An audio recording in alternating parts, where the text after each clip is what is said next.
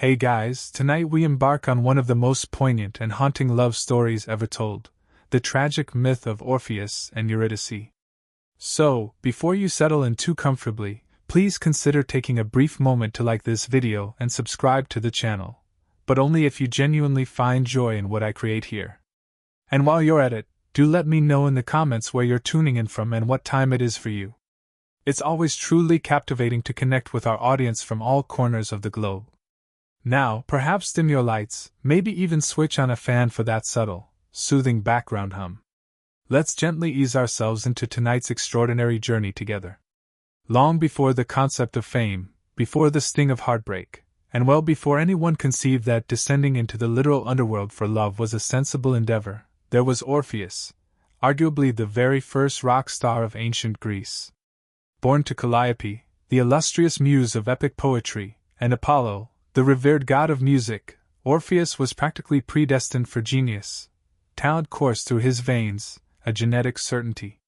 While other children in his village were learning the crude art of hurling stones at stray goats, young Orpheus was diligently discovering that the delicate plucking of strings could evoke profound emotion, even tears, from people, a feat considered the absolute pinnacle of sophistication in those ancient times. From the instant his fingers first graced his lyre, the entire world seemed to collectively halt, holding its breath to listen. Trees would lean in conspiratorially, rivers would alter their very currents to dance to his rhythm, and even ferocious lions reportedly paused mid-mauling, content to hum along. This man possessed the power to make inanimate rocks emotional, and not just in a poetic sense. Stones would literally roll towards him, as if scrambling for the choicest front-row seats. It was as if nature itself had subscribed to an exclusive Orpheus premium service. Apollo, ever the proud and doting father, bestowed upon him a magnificent golden lyre that instantly made every other mortal bard look like a disheveled village drunk attempting to play a simple flute. And very quickly, Orpheus transcended mere talent. He was good on a divine level. Imagine an individual who could effortlessly outplay Mozart, outsing Freddie Mercury, and still maintain an utterly mythologically handsome demeanor while doing it all.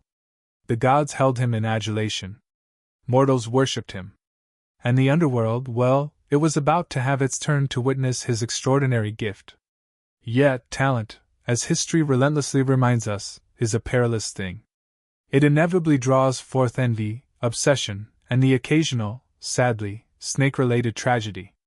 For now, however, Orpheus existed in perfect harmony with the world, gently plucking his lyre beneath ancient olive trees, while satyrs offered him slow, reverent applause and sheer admiration.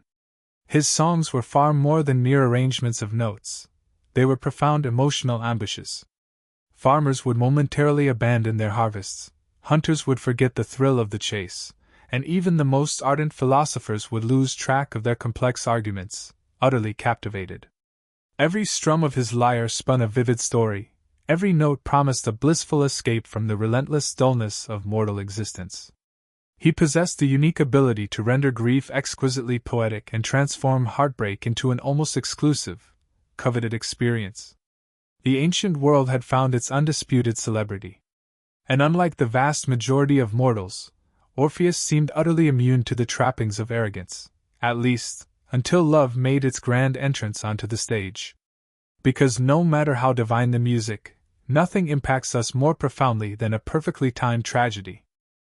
He was oblivious to it then, but somewhere beyond the thunderous applause, fate was already meticulously tuning her own formidable strings. Eurydice didn't burst into Orpheus's life like a blinding thunderbolt, or a dramatic divine omen. Rather, her arrival was akin to the world's most exquisitely graceful accident. She was a nymph, which, in the lexicon of Greek mythology, inherently meant she was beautiful, ethereal, and almost certainly destined for some form of disaster.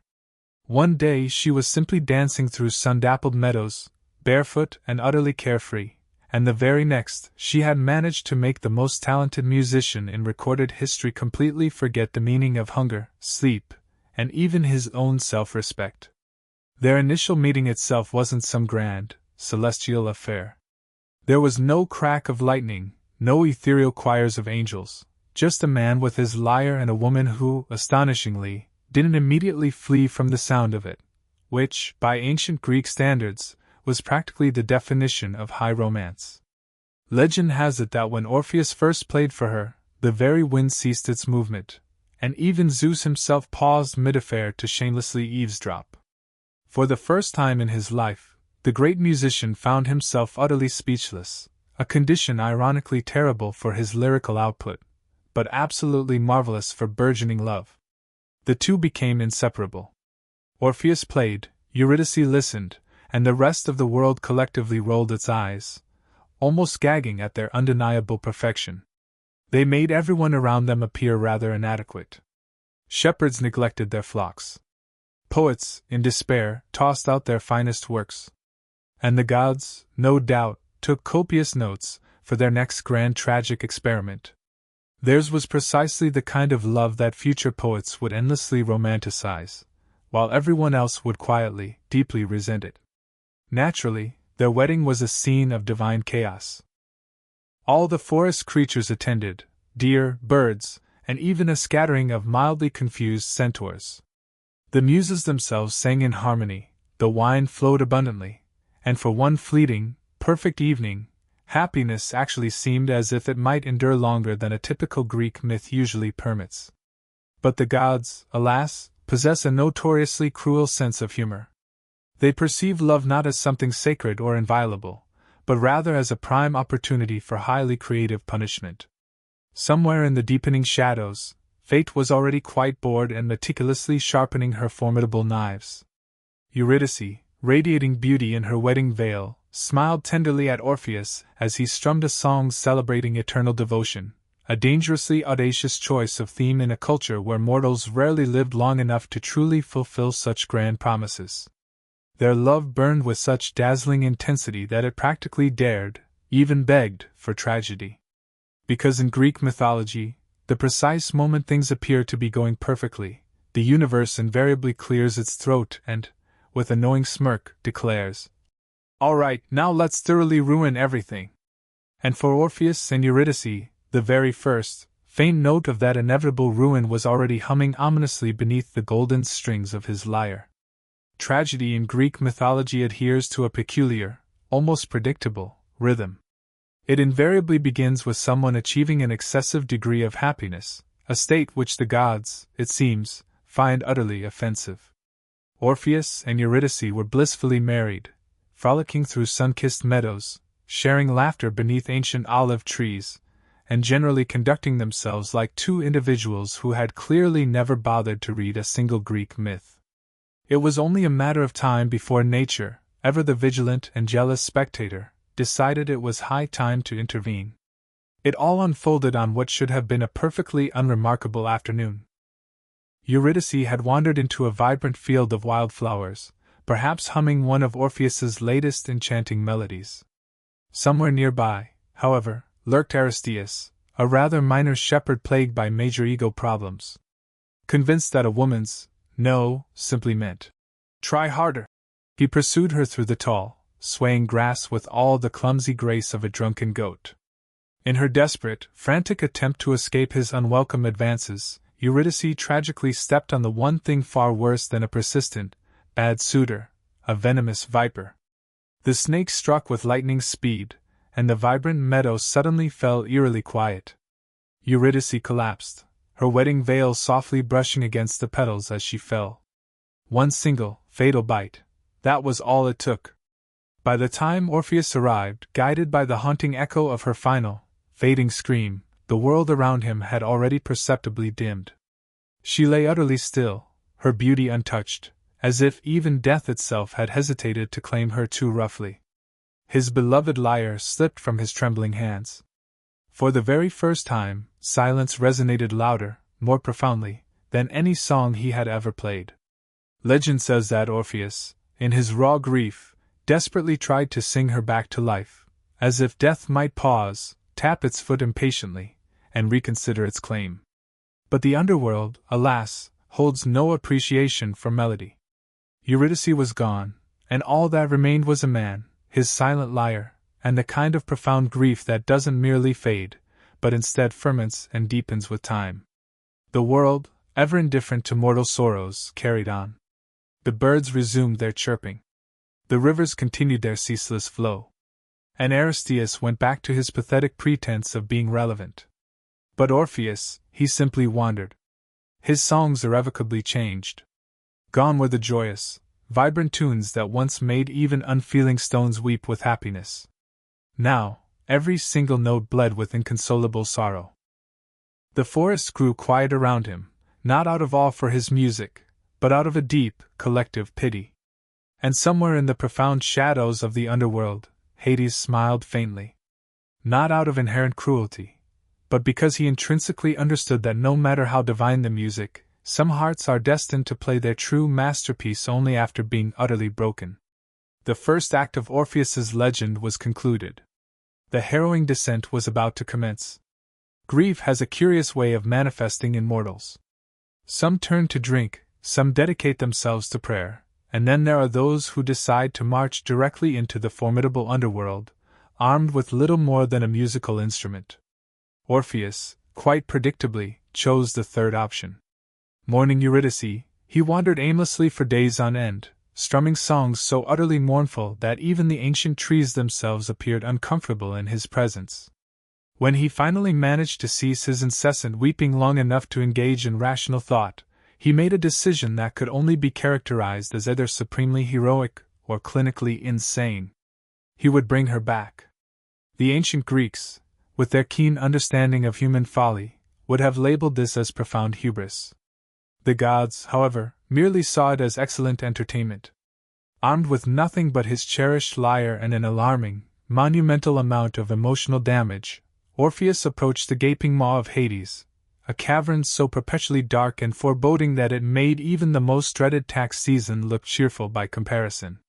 Most mortals would have instinctively recoiled and turned back. Orpheus, however, possessed a unique brand of confidence, one that only the potent combination of undying love and incredibly poor decision-making can forge. He began to play his lyre as he entered, each note echoing through the oppressive gloom like a lonely heartbeat within a tomb. The very shadows paused their perpetual dance. The resident ghosts, typically preoccupied with moaning about their own interminable tragedies, fell silent, raptly listening. Charon, the infamous ferryman of the dead, notorious for charging even departed souls a fee, utterly forgot to ask for payment, and simply waved him across the churning river Styx. If a platform like Spotify had existed back then, Orpheus would have undoubtedly been trending in every single realm. Past the dreaded river, Cerberus, the monstrous three-headed hound of hell, perked up his fearsome ears. Normally, he preferred his snacks screaming in terror, but Orpheus played a tune so exquisitely gentle that the colossal beast actually yawned, curled up his multiple heads, and drifted into the most peaceful nap in the entire history of the underworld. It was official. The man could charm absolutely anything with a pulse, or in this particular case, without one.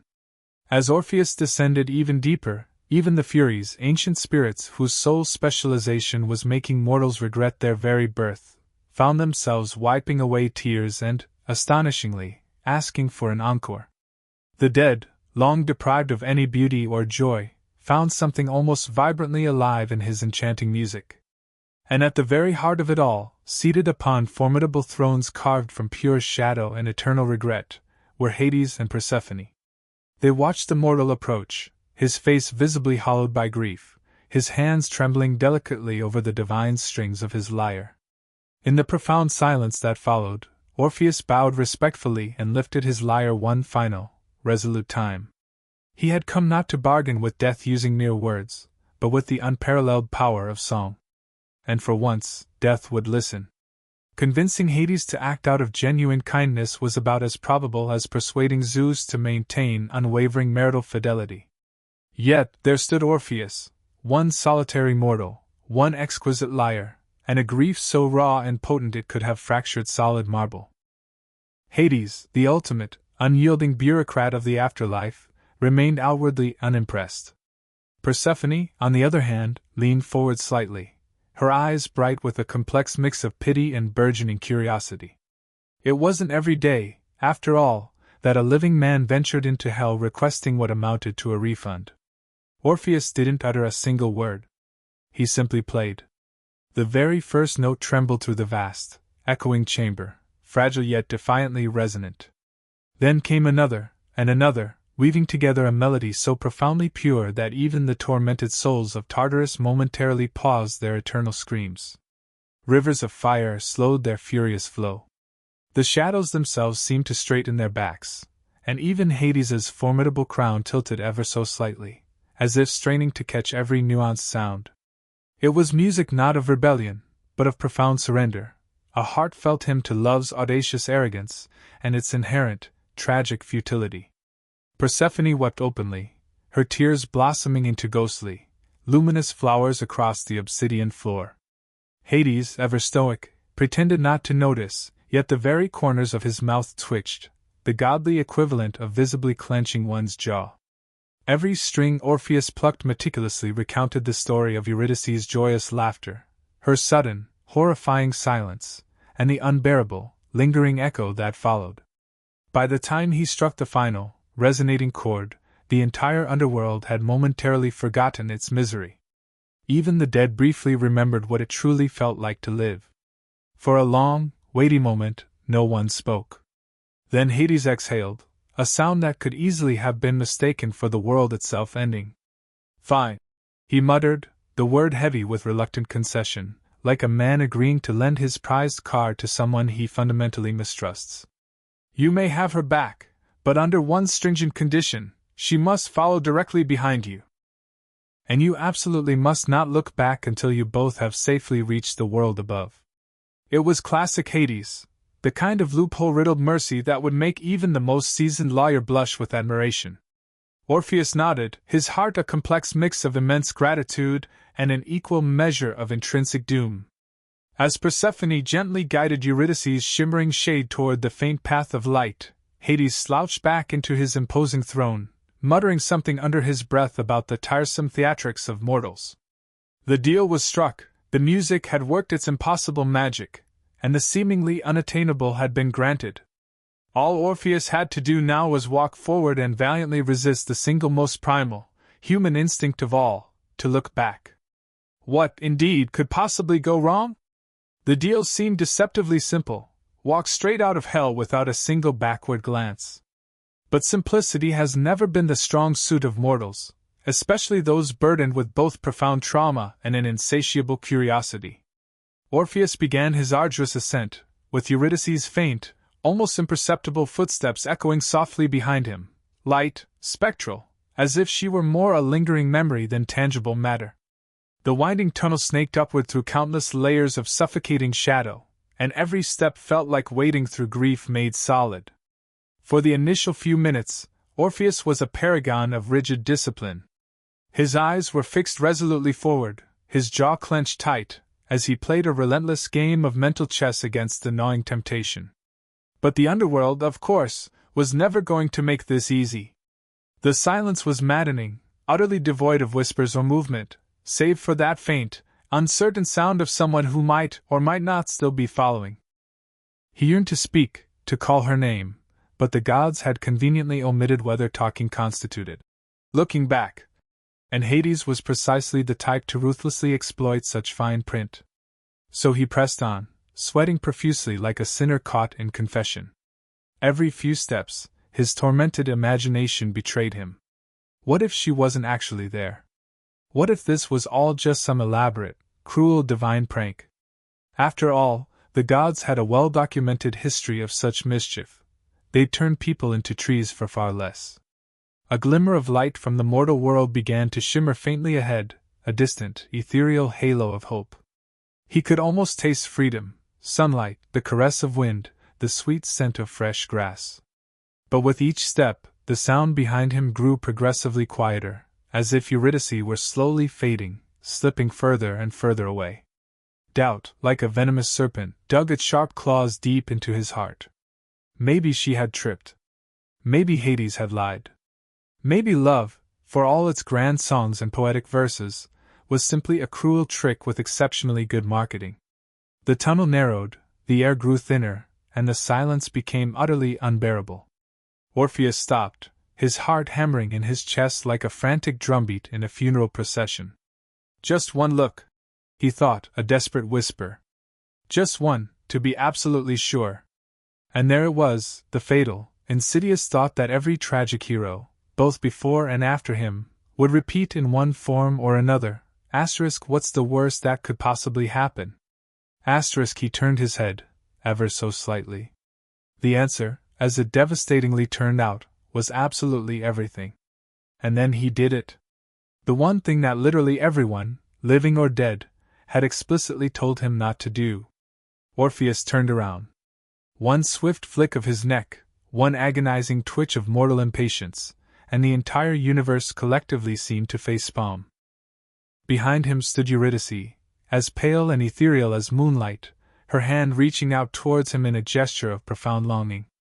For a fleeting, agonizing second, their eyes locked, the kind of soul-searing moment that poets would immortalize for centuries and therapists would charge by the hour to painstakingly unpack. Then, inexorably, she began to fade, slowly, exquisitely, like mist dissolving in the first rays of sunlight. Her expression didn't convey anger or a sense of betrayal. It held only that gentle, weary sadness of someone who had intrinsically known this was how it would inevitably end. Orpheus lunged forward, arms outstretched in a desperate embrace, but his hands met only empty air. She whispered his name, or perhaps it was merely the mournful sound of the wind retreating. And then, she was utterly gone, pulled back into the suffocating darkness like a curtain drawing closed on a tragedy everyone had seen coming from miles away. The silence that followed was surgical in its precision. No music, no echoing sound, just the stark, quiet realization that he had utterly outsmarted himself. Even the gods likely paused their ambrosia consumption to watch the agonizing replay. Somewhere deep in his realm, Hades was probably muttering, "I literally said don't look back." While Persephone, with a weary sigh, added, "Mortals, every single time." Orpheus stood frozen, staring blankly at the exact spot where she had vanished. The light ahead no longer seemed like a beacon of salvation, but merely an insult. Daylight mocking a man who had now lost everything, twice over. He sank to his knees, his cherished lyre slipping from his grasp. The notes that had once charmed gods now sounded hollow, broken, like a promise shattered mid-song. Some versions of the story claim he begged Hades for another chance. Others insist he screamed so beautifully that even the Furies averted their gaze in shame. But there were no second bargains. The contract was irrevocably void. Eurydice belonged to the Underworld once more. And Orpheus, well, he belonged irrevocably to his own devastating mistakes. As he stumbled back towards the living world, the shadows didn't jeer or whisper. They simply let him pass, like an audience that had grown weary of the predictable tragedy but couldn't deny its painfully beautiful performance. Love had conquered neither death nor the stubbornness of human doubt. It had merely proven that both were equally unyielding. And somewhere in the vast, unforgiving distance, the last, mournful note of his song finally died. When Orpheus finally emerged from the underworld, he was far from triumphant. He looked less like a hero and more like someone who had rage-quit life halfway through a particularly difficult quest. The sunlight struck his face, but it offered no warmth. It merely served as a brutal reminder of how chillingly cold everything else had become. His lyre, once the most coveted and envied instrument in all of Greece, now felt like a cruel, mocking joke, an object built for harmony in a world that clearly held a distinct preference for chaos. The people who saw him said he was utterly changed. Gone was the golden boy who could make trees sway and rivers hum along to his melodies. What walked among them now was a hollowed-out echo, a man dragging the unbearable weight of two profound deaths. One, the actual death of his beloved wife, and the other, the death of a cherished dream. He would play sometimes, but his melodies were now strange, unsettling concoctions, part mournful elegy, part bitter accusation. Birds fell silent in his presence, farmers forgot their chores, and somewhere, a satyr was heard to mutter, "Well, that killed the vibe." Word spread, as it always does when misery finds a grand stage. They said Orpheus's music could now make the living envy the dead. He sang of inconsolable loss, of love's arrogant presumption, of that fleeting moment when faith blinked and eternity irrevocably slipped away. It wasn't pretty, but it was profoundly unforgettable, like witnessing a majestic shipwreck in slow motion, accompanied by a hauntingly beautiful soundtrack. Eventually, he ceased playing altogether. His lyre hung at his side like an old, once trusted friend he could no longer truly rely on. People whispered that he had gone mad, but the truth was far simpler. He had glimpsed what lay beneath the world's gleaming surface, and it wasn't enlightenment. It was simply bureaucracy, albeit with flickering candles. He had challenged death, and death had delivered a perfectly reasonable, unwavering no. In the profound quiet that followed, Orpheus merely wandered. He performed no more, ate little, and spoke to no one. Even the gods, usually so eager to meddle, left him entirely alone, perhaps out of a rare surge of pity, or perhaps because his failure was the kind of exquisitely poetic irony they simply couldn't improve upon. The world, in its indifferent manner, returned to its accustomed rhythm, pretending not to notice the man who had once compelled it to dance. But every now and then, someone would swear they could hear faint, mournful music drifting through the distant hills, the lingering echo of a song that had once tamed the wild, now lamenting itself. The greatest musician alive had, at last, discovered the true sound of silence. Grief, after all, eventually curdles. At first, it can be poetic, tragic songs, moonlit wandering, a touch of divine melancholy. But after a protracted period, it simply begins to fester, to smell bad. Orpheus had long since passed the poetic phase. He had entered what could only be described as the talking to trees era of heartbreak. He staunchly refused all company, assiduously avoided festivals, and developed the 1,000-yard stare of a man who had not only visited the afterlife but had evidently received a one-star review from it. People attempted to help. His friends, assuming he still possessed any, invited him to social gatherings, where he would quietly sit in a corner until someone, inevitably, would say, "Orpheus, play us a song!" He would then strum a single, haunting chord that would make everyone present question their life choices and promptly leave. The Muses, his divine aunts, even staged what was essentially an ancient Greek intervention. It proved fruitless. Orpheus thanked them politely, then immediately returned to composing songs with titles such as "Death, My Only Audience." The gods, usually so enamored with dramatic narratives, began to lose interest. Even Apollo stopped checking in, muttering something vague about artistic burnout. The villagers, on the other hand, found him utterly terrifying. Children whispered that he possessed the power to summon ghosts. Adults gravely asserted he had been cursed. In truth, he was simply profoundly miserable, which, in ancient Greece, was almost fashionable. He retreated to the deep woods, preferring the company of silent rocks and birds to that of fickle mortals. Animals would listen, though they no longer danced. They simply sat quietly, as if attending a very long, very somber funeral. His songs had lost their power to charm. They only lingered, heavy and oppressive, like smoke. Some even claimed his own shadow began keeping its distance. And then there were the women, or rather, the women he meticulously avoided. After Eurydice, Orpheus swore off love entirely. Depending on which ancient gossip you choose to believe, this deeply offended quite a few admirers. Greek women, after all, were not accustomed to outright rejection, especially from someone whose voice possessed the power to make a mere boulder shed a tear. Rumors spread that he utterly hated all women. Others suggested he simply feared them, which, considering his recent track record, was perfectly understandable. Isolation gradually morphed into something stranger, something unsettling. The once clear line between genius and madness blurred irrevocably. His music became unpredictable, erratic, bursts of exquisite beauty abruptly swallowed by chaotic dissonance. The man who had once charmed the entire world now sang only to the void, and the void, as it always had, proved to be an utterly loyal listener. Death finally found Orpheus.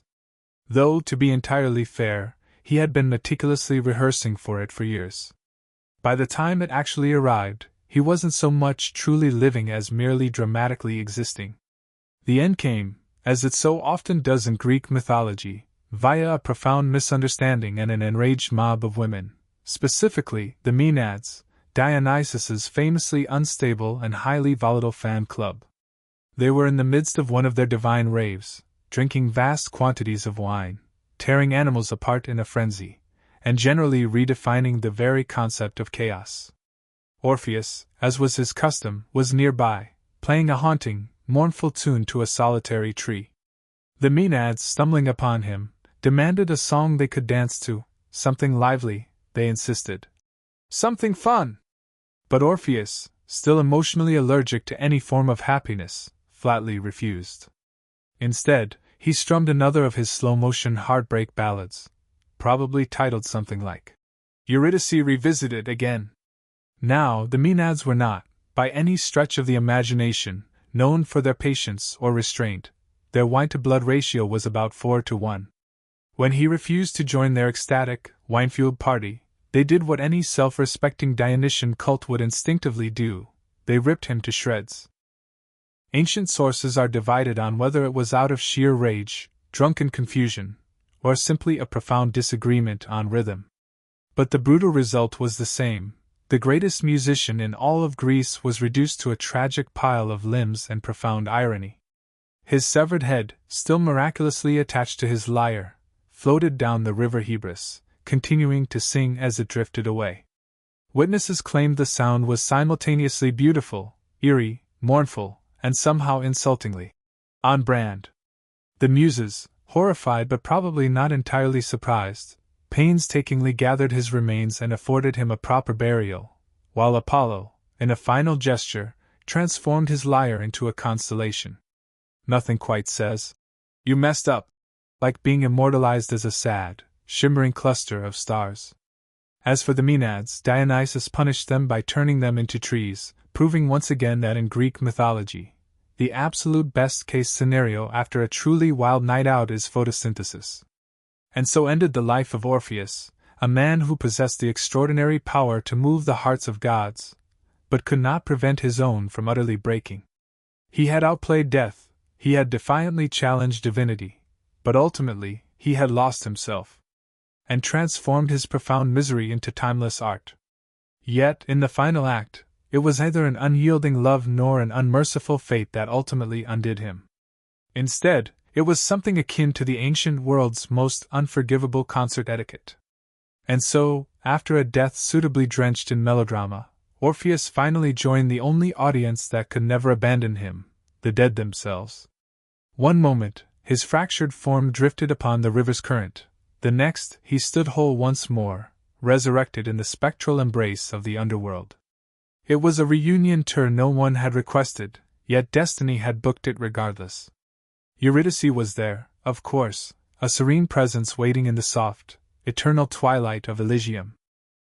No serpentine threats, no meddling gods, no impossible conditions attached, just unending peace and a slightly bewildered husband who had, true to form, taken the most circuitous route.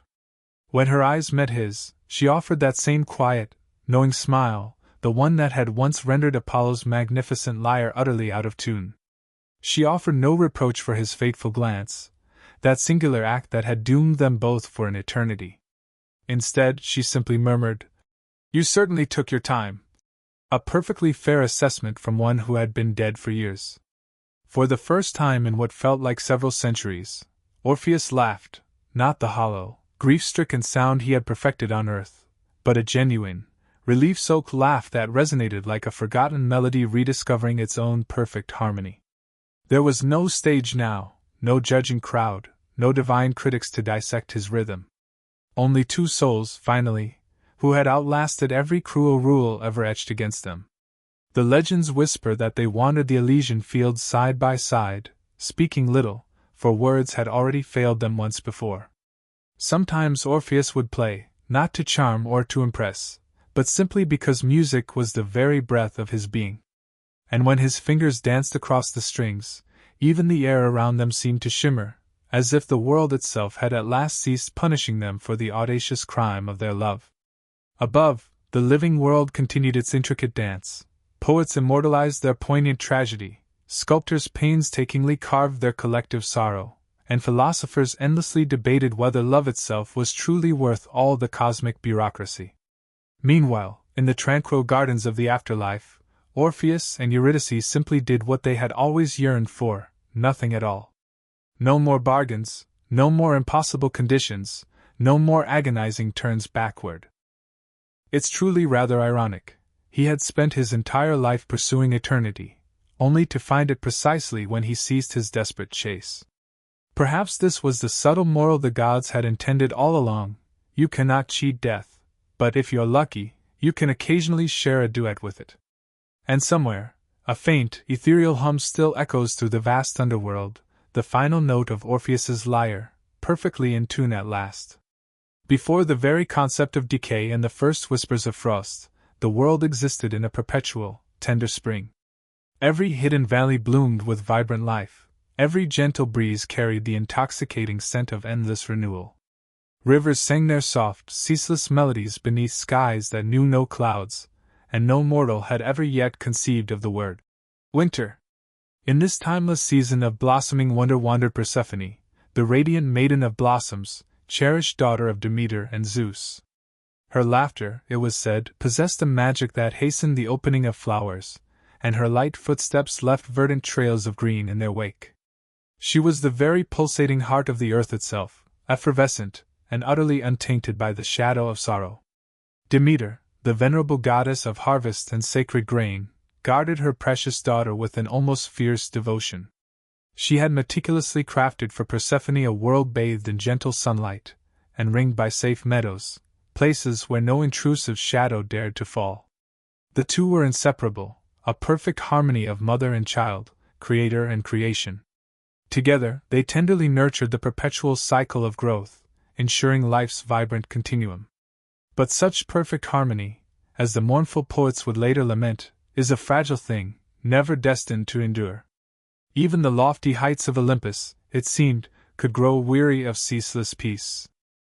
Far beneath the shimmering golden clouds and the vast silver seas, another god, from the lonely, cavernous depths of his own kingdom, watched this radiant figure. Hades, the formidable ruler of the underworld, sat upon a throne carved from the deepest obsidian, surrounded by silent shades who offered neither the joy of laughter nor the solace of love. His was a realm of profound silence, meticulously ordered, dutiful in its somber duties, yet utterly devoid of warmth or light. The living, naturally, feared his very name, though he was merely the impartial bringer of justice after death. And for countless ages, he had reigned without a single stirring of longing in his heart, until he beheld her.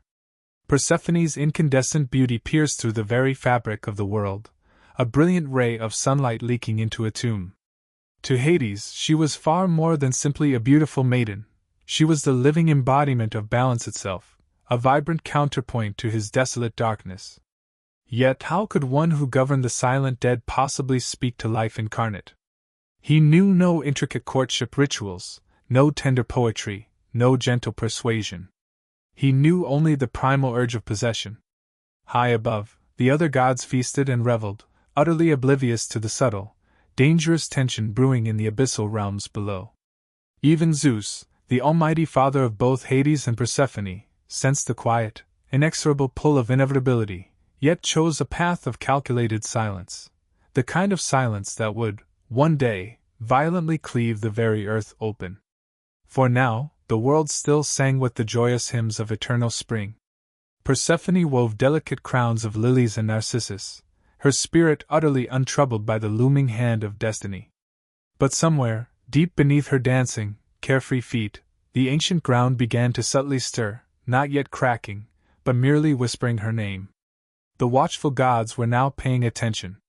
The seasons themselves were holding their breath. And paradise, in its pristine perfection, had already begun its slow, painful unraveling. Hades, the often invisible one, reigned over a kingdom unseen by mortal eyes, a vast, swirling expanse of shadow, ethereal mist, and countless memories. The underworld, it must be understood, was not inherently cruel, it was, rather, precise. Every departed soul found its appointed place, every shade its profound silence. Yet, for all his immense power and dominion, Hades remained a solitary prisoner of his own profound loneliness.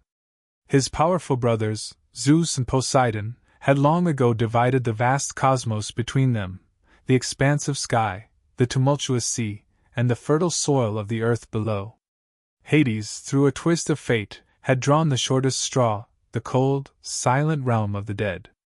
No joyous cheers, no life-giving sunlight, no comforting love. Only the haunting echoes of lives that had once been. In that endless, somber twilight, Persephone swiftly became his singular, consuming fixation. He first glimpsed her in the vibrant mortal fields, a luminous figure gleaming amidst laughing nymphs and mortals, her laughter rippling through the quiet air like a bell chiming in a mausoleum. To Hades she was not merely beautiful, she was, to his shadowed existence, almost unbearable. The way the golden light danced upon her hair seemed to mock his eternal darkness. The way she gathered blossoms in her arms openly defied the stillness and desolation over which he ruled. And so he watched her, not with a fleeting, carnal lust, but with an ache far deeper than mere hunger. It was not desire as men typically understand it, but rather the profound, ancient yearning of endless night for the first blush of dawn. Still, even the gods, in their omnipotence, required a semblance of permission to act. Hades, therefore, sought out Zeus upon the glittering peaks of Olympus, his tones steady and carefully measured, yet his ancient eyes held a deep, unyielding hollow. "Brother," he stated, his voice a low rumble, "the world above teems with abundant life. I desire a queen to rule eternally by my side. Let it be Persephone." Zeus, ever the cunning master of compromise and political maneuvering, carefully weighed the formidable request. His daughter's innocence was undeniably precious, but her formidable mother, Demeter, had amassed vast power and influence. Zeus feared the delicate balance of Olympus itself might tip too far in Demeter's favor. And so, he offered no direct refusal, no explicit consent, but instead answered with a profound, pregnant silence, a silence that Hades, in his deep understanding of cosmic unspoken rules, interpreted as consent. That calculated silence was all it took to set the ancient myth in unstoppable motion. For the god of death, after all, was utterly unaccustomed to the petty inconveniences of waiting. He began to plan, not with malicious intent, but with the cold, unyielding certainty of inevitability itself. In the recesses of his ancient mind, Persephone's vibrant laughter no longer belonged to the sun-drenched surface world, it belonged, inexorably, to the deep. In the days that followed, the very earth itself seemed to hold its collective breath. The meadows still bloomed in their accustomed riot of color, the sun still shone with its familiar warmth. Yet, beneath it all, the formidable god of the dead meticulously prepared his magnificent chariot, forged from gleaming gold and darkest obsidian. Love, or at least the formidable and possessive force that passed for it in the chilling depths of the underworld, was about to shatter the eternal, gentle spring. It was an ordinary morning, if such a thing could exist in a world that had never known the slightest hint of decay. The sky was soft and luminous as newly spilled milk, and the gentle breeze hung thick with the intoxicating scent of 1,000 blooming things. Persephone drifted across the meadow, her carefree laughter tumbling through the tall grass like an endless, joyous melody. Nymphs, her playful companions, followed in her wake, their woven baskets already overflowing with blossoms, each vibrant bloom seemingly vying for the light touch of her fingers. Among them, a voice, faint and curiously compelling, whispered her name. She initially dismissed it as merely the wind. Then she saw it, a single, exquisite flower, standing apart from all the rest. A narcissus, stark white and shimmering gold, its delicate petals trembling as though imbued with a life all its own. It was not merely beautiful, it was undeniably divine. Even the very air around it seemed to shimmer, heavy with an otherworldly enchantment. Persephone hesitated for a fleeting moment, a faint ripple of unease tracing its way through her heart.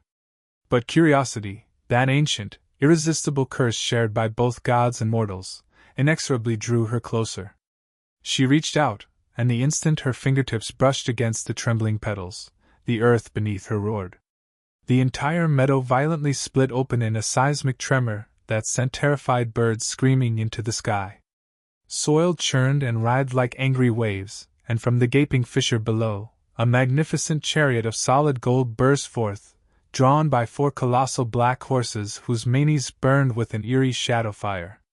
At their reins stood Hades, the imposing king of the dead, his obsidian crown catching the morning light like a fresh, dark wound.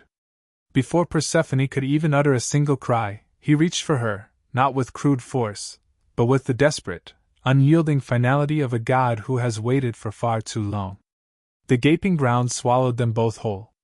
The chasm sealed itself with a terrible thud, and an unnatural silence descended once more upon the meadow. The nymphs screamed her beloved name until their voices failed, raw and hoarse. All that remained of her presence was the crushed Narcissus, now glowing faintly and sadly in the disturbed dirt. The world above continued its slow, oblivious turning as if nothing of consequence had occurred, but something profoundly and irrevocably had changed. The air grew eerily stiller. The golden light seemed somehow less forgiving. The endless spring had, for the first time, lost its perfect, natural rhythm. Some whisper that the Narcissus was planted by Gaia herself, at Zeus's subtle, silent command, a cunning trap cleverly disguised in beauty. Others contend that Hades crafted it from his own profound, ancient longing, the very first flower ever born of pure darkness. Whatever the truth, the precise moment Persephone touched it, innocence itself ended. The radiant goddess of spring had vanished beneath the earth, and paradise, in its purest form, had already begun its long, mournful vigil. When Persephone inexplicably vanished, the world above, caught in its eternal spring, did not immediately register her absence. Flowers still bloomed in profusion, rivers still sang their sweet, ceaseless melodies, and the gentle winds still whispered softly through the ancient olive groves. But Demeter, her fierce, devoted mother, felt the void instantly, a profound silence in her divine heart so sharp and agonizing it cut through the very fabric of her godhood. The mother of all harvests paused mid-step, a sudden, chilling premonition of a tear in the vibrant tapestry of creation. She called her daughter's name once, softly, tenderly, expecting in return that familiar cascade of joyful laughter. None came. A searing panic soon followed. Demeter, abandoning the glittering grandeur of Olympus, descended to roam the mortal world, disguised as an old, gray-haired woman. Her golden crown, a symbol of her power, was traded for the humble dust of the roads. She wandered tirelessly from sun-drenched field to shadowed field, a flickering torch clutched in her hand, searching desperately through the long, unforgiving nights. She questioned weary shepherds, grizzled fishermen, even the restless waves of the sea itself. Each offered only the same empty, uncomprehending stare. Days bled into weeks, and the once vibrant goddess of plenty grew gaunt and pale with an all-consuming despair. The earth, in a cruel mirroring of her sorrow, began to wither. Crops wilted beneath her falling tears, their green vitality draining away. Seeds, obstinately, refused to sprout from the soil. Once verdant valleys turned skeletal and barren, their life-giving rivers shrinking into mere muddy trickles. Mortals, in their desperation, prayed ceaselessly, begging the heavens for mercy, but no rain fell, only Demeter's bitter tears. The famine spread, a subtle blight at first, then roaring like an enraged divine curse, consuming everything in its path. The delicate balance of the entire world trembled on the brink of collapse. At last, consumed by her grief and growing rage, Demeter confronted Helios, the all-seeing sun god. He tried to avert his blazing gaze, but she seized his very light, her voice thundering with divine fury. "Tell me who took her, Helios, or your sky will burn black and blind forever!" Helios, bound by his inherent nature to witness all things, finally, reluctantly, confessed. "It was Hades, lord of the dead," he admitted, his voice a reluctant whisper. "He rose from the depths of the earth and carried your daughter to his dark realm below. And goddess, Zeus permitted it." That final, devastating revelation utterly broke her. Demeter's profound sorrow curdled into an incandescent, vengeful fury. She cursed Olympus itself, vowing that not a single blade of grass would grow, not one harvest would ripen, until her beloved daughter was returned to her side. Fields became desolate deserts. Orchards stood as skeletal husks. The very fragrance of the earth died. Even the mighty gods began to feel the unfamiliar pangs of hunger, their offerings dwindling to nothing. Zeus, finally pressured by the desperate prayers of dying mortals and the mounting divine unrest, was at last compelled to take notice. The king of the gods could ignore many things, but not the slow, agonizing starvation of his world. His carefully ordered cosmos was unraveling, and he now knew its terrible source. Meanwhile, far beneath all that ruin and despair, Persephone sat quietly in the dim, echoing halls of Hades, utterly unaware that her mother's boundless grief had single-handedly frozen the entire living world. Spring was irrevocably gone, and for the very first time in creation's history, winter, in all its chilling embrace, was born. Realms, half sunlight, half night, the goddess who gently taught both gods and mortals that even the grasp of death must, for a time, release its hold to life. By the time humanity learned to articulate the turning of the seasons, Persephone had already become a figure of profound paradox, a divine being whose very existence embodied both cruel captivity and glorious coronation, bitter tragedy and resounding triumph. From her long sojourn in the depths, she had cultivated an abiding patience and a deep well of empathy. From her radiant days above, she had learned the boundless joy of renewal and vibrant life. Between these two vastly different worlds, she gained an understanding that few, if any, other deities ever truly comprehended, that life and death were not adversaries locked in eternal conflict, but rather graceful dance partners, seamlessly trading steps in an unending waltz across existence. In the underworld, she brought a sense of serene order where once only desolate despair had reigned.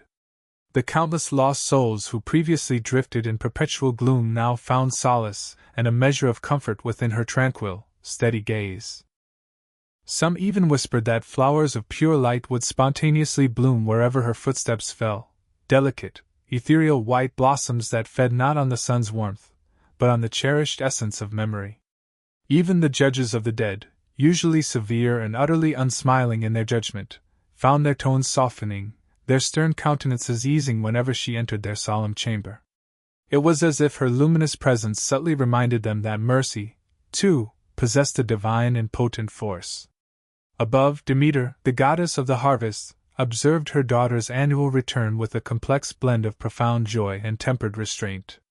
The entire world, it seemed, burst forth into vibrant life at the mere sight of Persephone, but Demeter, through her own suffering, had learned the crucial lesson not to cling to her too tightly. The mighty goddess, who had once wielded famine as a devastating weapon in her grief, now understood something far deeper, that genuine love cannot possibly cage that which is destined to move freely between worlds. Mortals, in their wisdom, began to erect temples dedicated to both mother and daughter, one venerating the abundant plenty of spring, the other honoring the sacred promise of rest and eventual dissolution. They presented offerings of golden grain to Demeter and ruby-red pomegranates to Persephone, thus celebrating both the vibrant bloom of life and the quiet dignity of burial.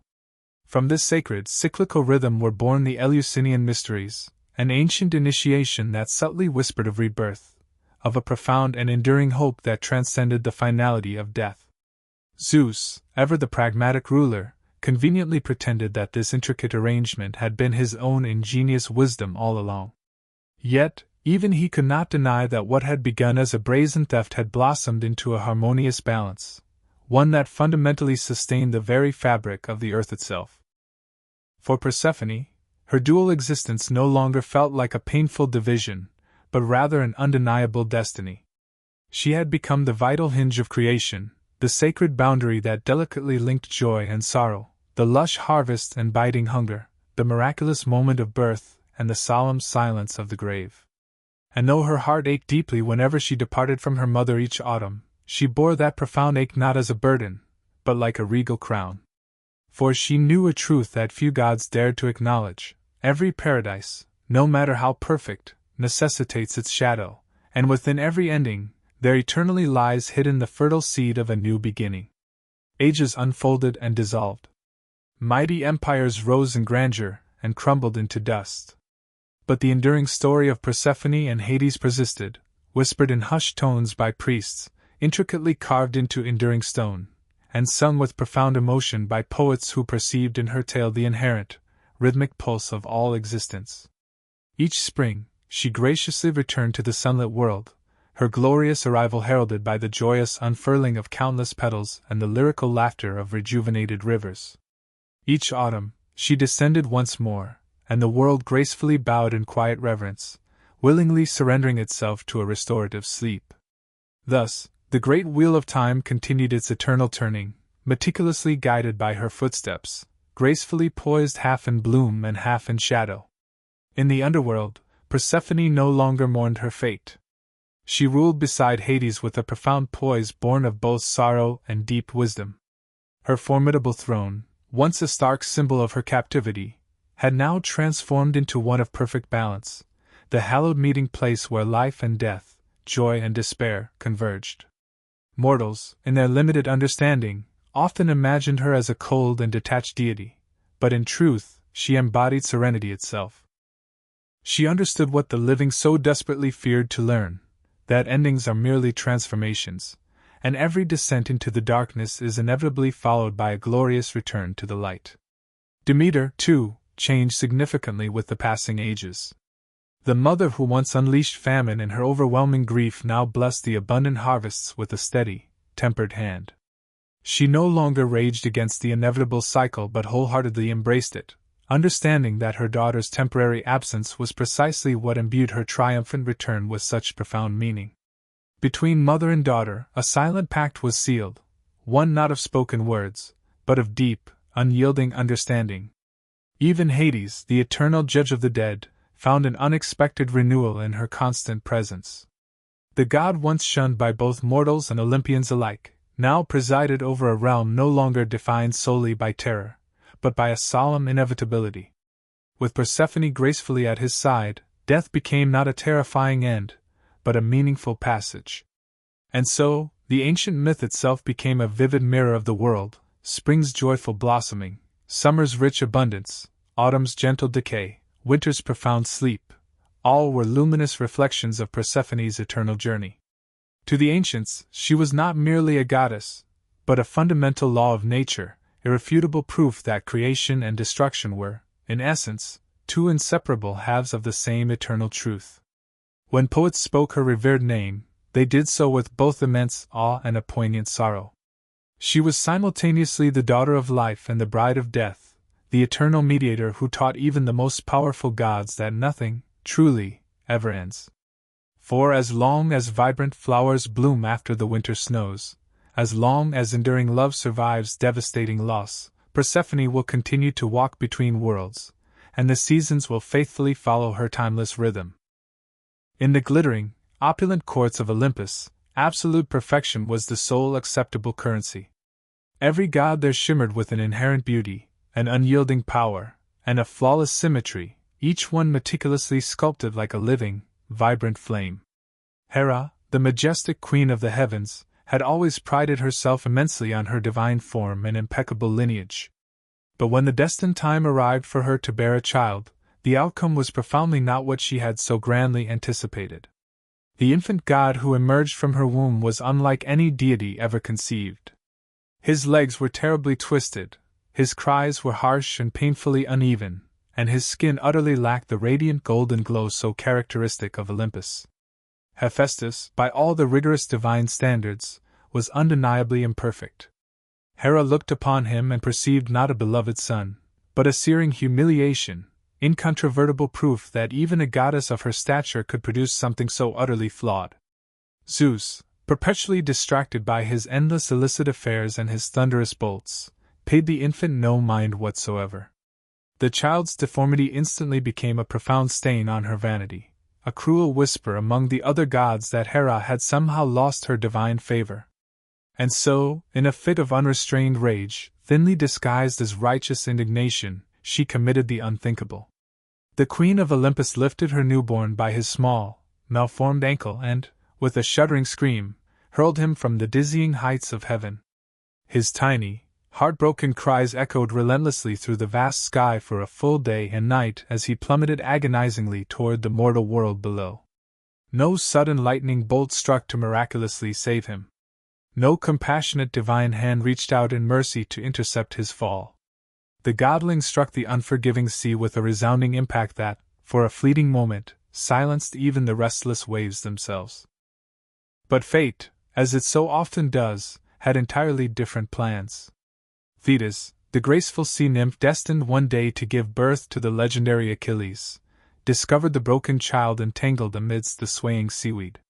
Beside her, Eurydice, the gentle Oceanid, gazed at the infant and felt a profound pang of pity, a compassion that not even the lofty gods above seemed capable of. Together, with tender care, they carried him deep into the ocean's embrace, to a secret grotto of vibrant coral and shimmering pearls, carefully hidden from Olympus's harsh and unforgiving judgment. There, in the cool, blue silence of the deep, Hephaestus was meticulously tended to. His legs healed, albeit crookedly, but his spirit, forged in the fires of neglect, hardened like tempered metal.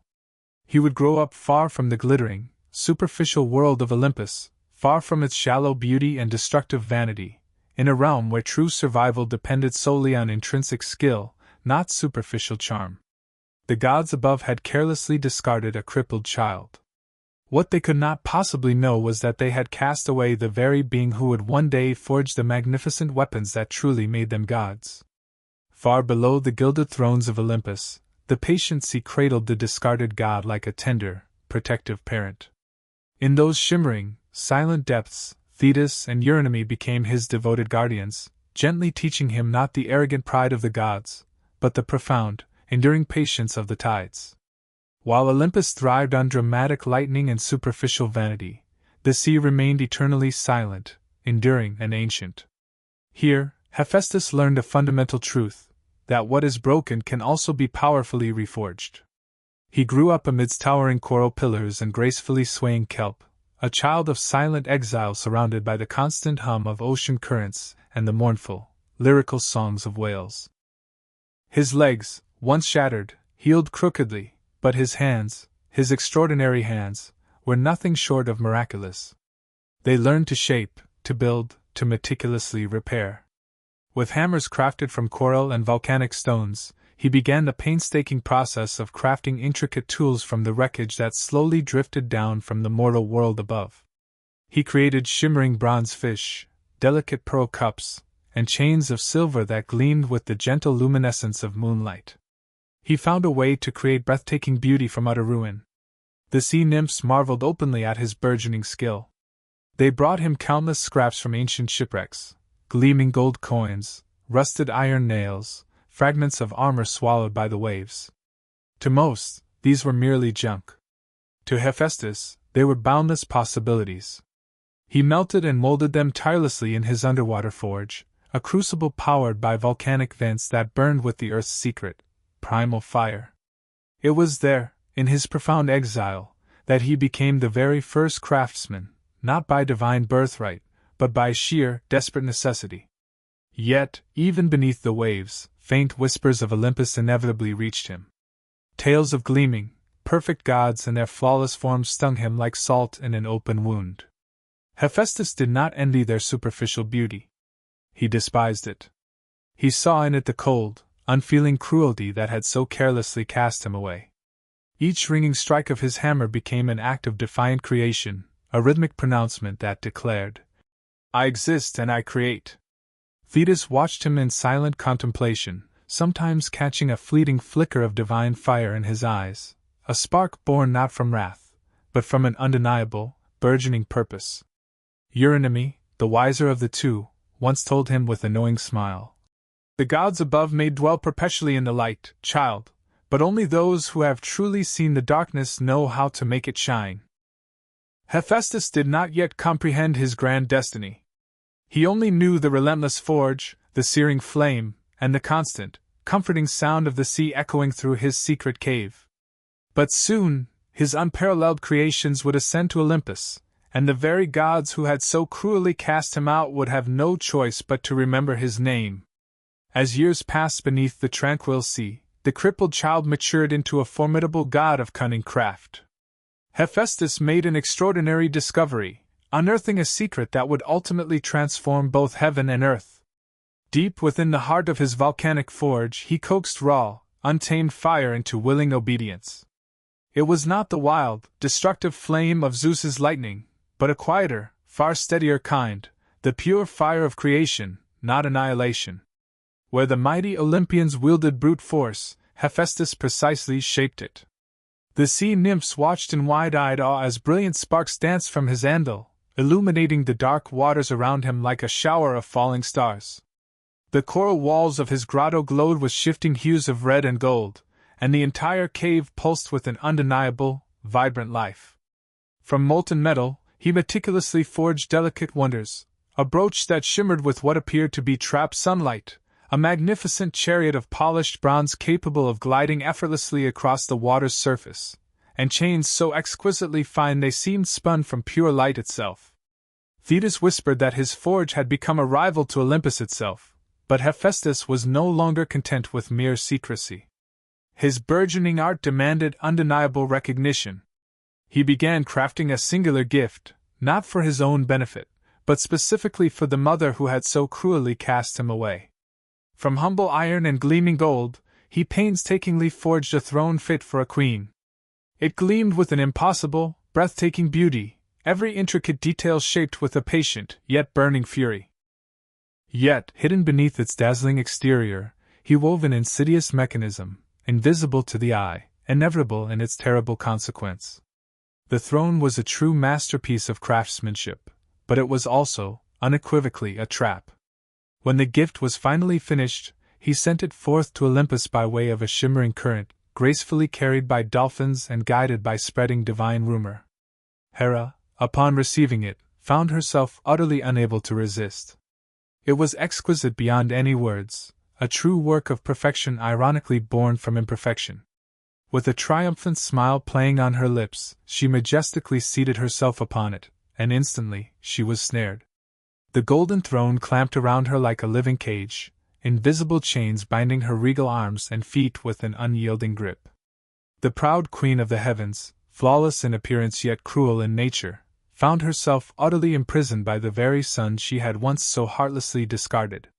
The other gods rushed frantically to free her, but none possessed the skill to undo the intricate craftsmanship of Hephaestus. Every tool they wielded snapped uselessly, every powerful spell they chanted failed utterly. Hera's outraged screams echoed thunderously through Olympus, and for the very first time, the gods trembled, not before Zeus's mighty thunder, but before the silent, unyielding forge of the forgotten god who labored tirelessly beneath the sea. Olympus was plunged into absolute chaos. The queen of the heavens was ignominiously trapped, and her furious cries of rage rattled the very marble halls of Mount Olympus. Hera's magnificent golden throne, that seemingly shining gift, had become her inescapable prison. None of the assembled gods could break the intricate spell.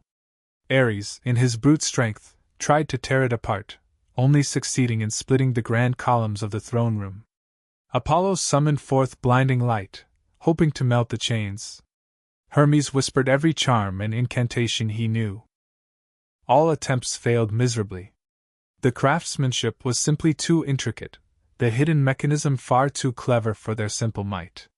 The gods, for all their immense power, had been utterly outwitted by the very creature they had so disdainfully deemed unworthy. Zeus's fury was boundless, erupting in storm after storm across the earth, as he vehemently demanded the immediate return of his wife's freedom. But no one, save for Thetis and Eurydice, knew the hidden dwelling place of the smith god, that he was concealed beneath the silent waves, forging with calm, deliberate precision, while Olympus above descended into a frantic panic. When word finally reached him, Hephaestus allowed himself a slow, bitter laugh, a resonant sound that rolled like distant thunder through the deep sea. He had not sought blood, only acknowledgement. His ingeniously crafted throne had been a powerful message, meticulously written in gleaming gold. I am your equal, not your embarrassment. Yet now, even the mighty Zeus knelt, indirectly, before the inescapable consequences of his wife's cruelty. Desperation intensified. One by one, the gods reluctantly volunteered to descend and plead with Hephaestus to release Hera, but every single one returned unsuccessful. They offered bribery, issued threats, and even feigned pity. Hephaestus, hammer still firmly in hand, ignored them all. He had waited far too long to be truly seen. He would not trade his hard-won vengeance for empty apologies. Finally, the desperate gods turned to Dionysus, the jovial god of wine. For if raw strength and cold reason had failed, perhaps intoxicating charm would not. Dionysus descended into Hephaestus's cavern, carrying a cup brimming with divine nectar. He found the smith god hard at work, sparks leaping around him like tiny, fleeting stars. The god of revelry poured him a drink, then another, and another still. Hephaestus, unaccustomed to such potent wine, slowly loosened his guarded tongue and, more importantly, his heart. Dionysus did not beg or bargain. He simply listened intently. He laughed genuinely at the appropriate moments, cursed Olympus alongside Hephaestus at others, and in that shared contempt, a strange, unexpected friendship was forged. By dawn, Hephaestus, thoroughly drunk but surprisingly smiling, agreed to return with him, not as a captive, but as a celebrated artist whose unparalleled work the gods could no longer afford to ignore. Olympus had never before experienced such profound humiliation. Hera, the proud queen of the gods, now trapped on her own magnificent throne by an invisible snare, cursed and screamed in impotent rage as the other deities circled helplessly, utterly useless. Apollo's soothing songs achieved nothing. Ares, in a fit of frustration, broke 3 golden hammers attempting to force her release. Not even Zeus, the mighty lord of the sky, could pry her free. The throne was flawless in its construction, a divine lock intricately built by an enduring divine grudge. Desperate, the gods convened in a panicked assembly. They urgently needed Hephaestus, the son they had never acknowledged, the crippled exile who now held their queen hostage with nothing more than his peerless craftsmanship. But summoning him was no simple task. He would not answer a direct summons to Olympus. He had absolutely no reason to. The gods had forgotten him, and for a long time, he had preferred it that way. It was Dionysus, the god of wine and revelry, who proposed a rather unconventional solution. If he won't return to Olympus, he declared with a mischievous smirk, then we'll simply bring Olympus to him, in a bottle. While the others frantically sharpened swords and prepared glittering bribes, Dionysus took a markedly different approach, armed only with a wineskin and a charming grin. He descended into the mortal world and found Hephaestus in his volcanic forge, his hands stained dark with soot, his face unreadable.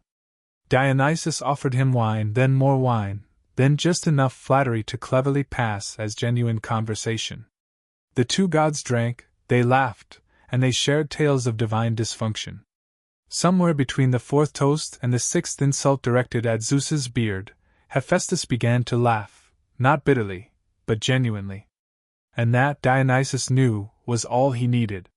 With the god of the forge now swaying ever so slightly, Dionysus unceremoniously slung him over a donkey and paraded him up to Olympus in what must have been the most undignified, yet ultimately triumphant, return in divine history. A drunk, limping god slumped sideways on a braying mule, surrounded by boisterous satyrs playing their flutes. The Olympians watched the surreal spectacle in stunned silence. Hephaestus dismounted not with grace, but with an air of quiet defiance. He looked Hera directly in the eyes, no longer a child begging for acceptance, but a formidable god returning on his own terms. Only then did he release her from the golden throne. He did so not with malice, but with precise, measured control. In that pivotal moment, Hephaestus wasn't just forgiven, he was unequivocally feared. Olympus would never laugh at him again. Instead, they would, from that day forward, bow to the god who could craft prisons from sheer beauty. From that day onward, Olympus treated Hephaestus with a starkly different demeanor.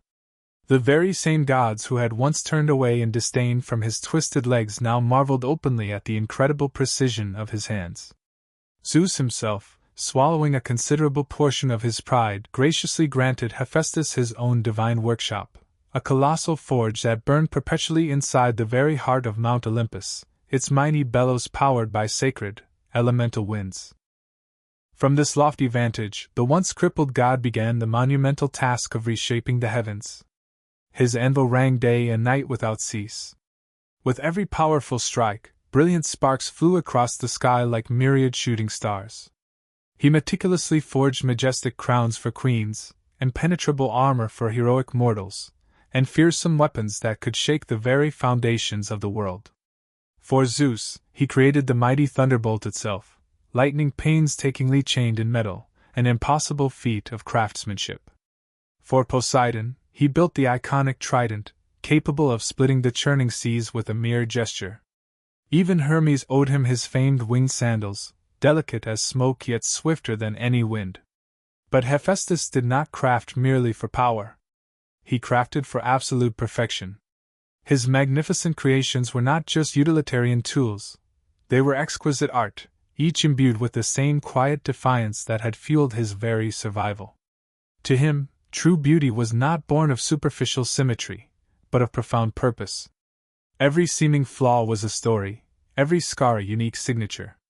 And while the other gods greatly admired his genius, few, if any, truly understood the immense personal cost. His forge was both a sacred temple and a solitary prison. The endless, consuming fire demanded everything from him: his precious time, his very breath, his profound peace. When mortals dreamed of gods, they envisioned lavish feasts and gleaming golden halls. Hephaestus dreamed of silence, of the soothing hiss of molten metal cooling in water. Even so, the forge ultimately granted him a hard-won dignity. For the first time, he truly belonged. Not because Olympus had graciously forgiven him, but because they desperately needed him. The god they had once heartlessly cast into the sea now, ironically, held the fate of all the gods firmly in his hands. Still, whispers trailed him like persistent smoke. Some muttered that he worked too tirelessly, others that he still nursed old, festering grudges. Hephaestus ignored them all.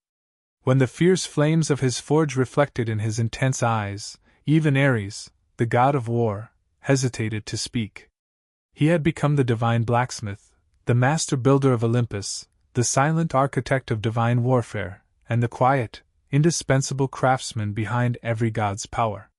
From brutal rejection, he had forged dominion. From perceived imperfection, he had shaped true immortality. And the very fire that had once exiled him now bowed completely to his indomitable will.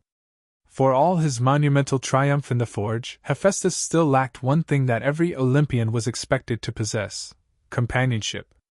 The gods of Olympus were rarely single, though their marriages were often as stable as Dionysus after a prolonged wine festival. Zeus, ever the meddler in divine affairs, decreed that the god of fire deserved a bride. And so, in an act that might have been perceived as either mercy or sheer mischief, he offered Hephaestus the hand of Aphrodite, the radiant goddess of love and, by all accounts, the most beautiful being in all of existence. The announcement stunned all of Olympus into bewildered silence. The gods whispered among themselves, the goddesses snickered subtly. Aphrodite herself was, of course, never consulted.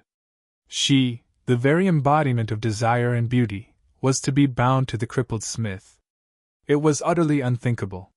Yet, the will of Zeus was inviolable law. The wedding was held in resplendent golden splendor, with ambrosia flowing freely and raucous laughter echoing through the marble halls.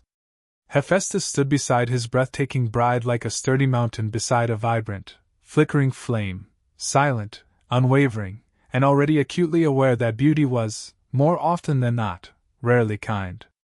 Aphrodite tolerated her husband, but she never truly loved him. She would visit his scorching forge only when she desired new jewelry, intricate golden girdles, delicate chains, and shimmering ornaments so exquisitely fine they made even Hera herself seethe with jealousy. But while Hephaestus toiled endlessly in the intense heat of creation, Aphrodite found her warmth elsewhere, most notably, in the powerful arms of Ares, the impetuous god of war. Their passionate affair was an open secret, whispered across Olympus like smoke from a smoldering fire. Yet Hephaestus was no fool. He noticed the furtive glances, the hushed laughter behind closed doors, the faint, lingering scent of iron and perfume that permeated the air after midnight. And though the other gods pitied him, they fundamentally underestimated him. For if there was one thing Hephaestus understood with absolute mastery, it was how to set a perfect trap. With quiet, meticulous precision, he forged an invisible net of pure gold, as fine as spider silk, yet as unbreakable as fate itself.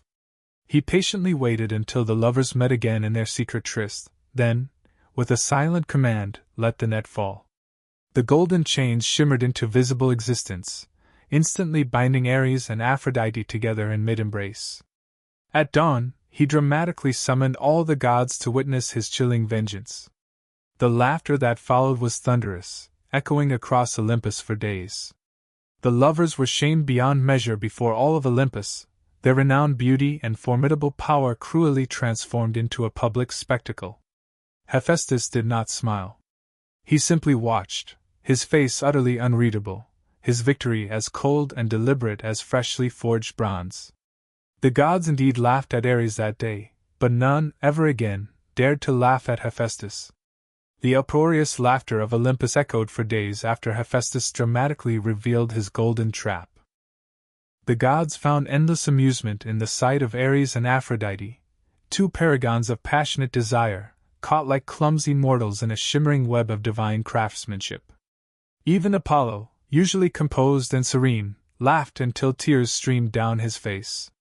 But beneath all the boisterous noise, Hephaestus himself stood apart, calm, almost detached.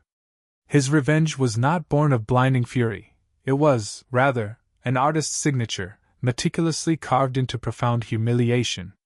Zeus eventually intervened, his thunderous voice finally restoring a semblance of order. Enough, he declared, though even he could not entirely conceal a knowing smirk. Release them, smith of Olympus. You have indeed proven your craft. And so, with a slow and deliberate motion, Hephaestus merely touched his anvil and effortlessly dissolved the intricate golden net. The mortified lovers fled in silence, their pride having melted like wax before a flame. Ares never truly forgave him. The god of war nursed the grudge like a festering wound, swearing future vengeance. But Hephaestus remained utterly unbothered. He had long learned that pain was a poor excuse to cease creating. His forge roared louder than ever, not from lingering anger, but from a renewed and profound sense of purpose. In the days that followed, he worked with an almost possessed intensity. He forged automatons, gleaming statues of gold and bronze that moved autonomously, powered by divine fire. They guarded his workshop, served his every need, and spoke in metallic, resonant voices. Mortals would later call them the first machines, but to Hephaestus, they were companions, beings that could not betray, laugh at him, or cheat. Even Hera, who had once so cruelly cast him from the heavens, now came to him for favors, seeking new adornments, new majestic symbols of her queenly authority. He crafted them for her without complaint, though his eyes held a quiet, knowing irony that she chose, perhaps conveniently, to ignore. When mortals prayed to the other gods, they typically asked for victory, love, or wisdom. But when they prayed to Hephaestus, they asked for skill, for steady hands, for patience, for true mastery of craft. And he bestowed all these gifts upon them freely. Hephaestus had been mocked, rejected, and betrayed. But his vengeance was, in its essence, supremely elegant. Every god, every hero, every kingdom would ultimately depend on his peerless creations. The crippled child of Olympus had transformed his profound suffering into enduring immortality. His forge's fire no longer burned with wrath, it burned to continually remind the heavens who had, in truth, forged their very glory. Though his forge stood nestled among the rugged peaks of Mount Olympus, its hidden depths resonated with a power that stemmed from beyond the reach of divine decree. Despite his origins among the radiant clouds, Hephaestus found little joy in the company of the Olympian gods. They approached him for favors, not for genuine fellowship. Their praise felt hollow, their laughter always fleeting. But then, one day, a mortal hero arrived at his forge, a man of humble earth and bone who would treat the smith not as a mere tool, but as an equal. His name was Achilles.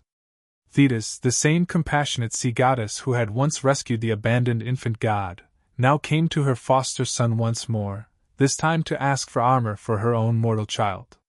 She discovered Hephaestus as she had centuries before, stained with soot, utterly absorbed in his craft, his hammer rhythmically ringing against the anvil.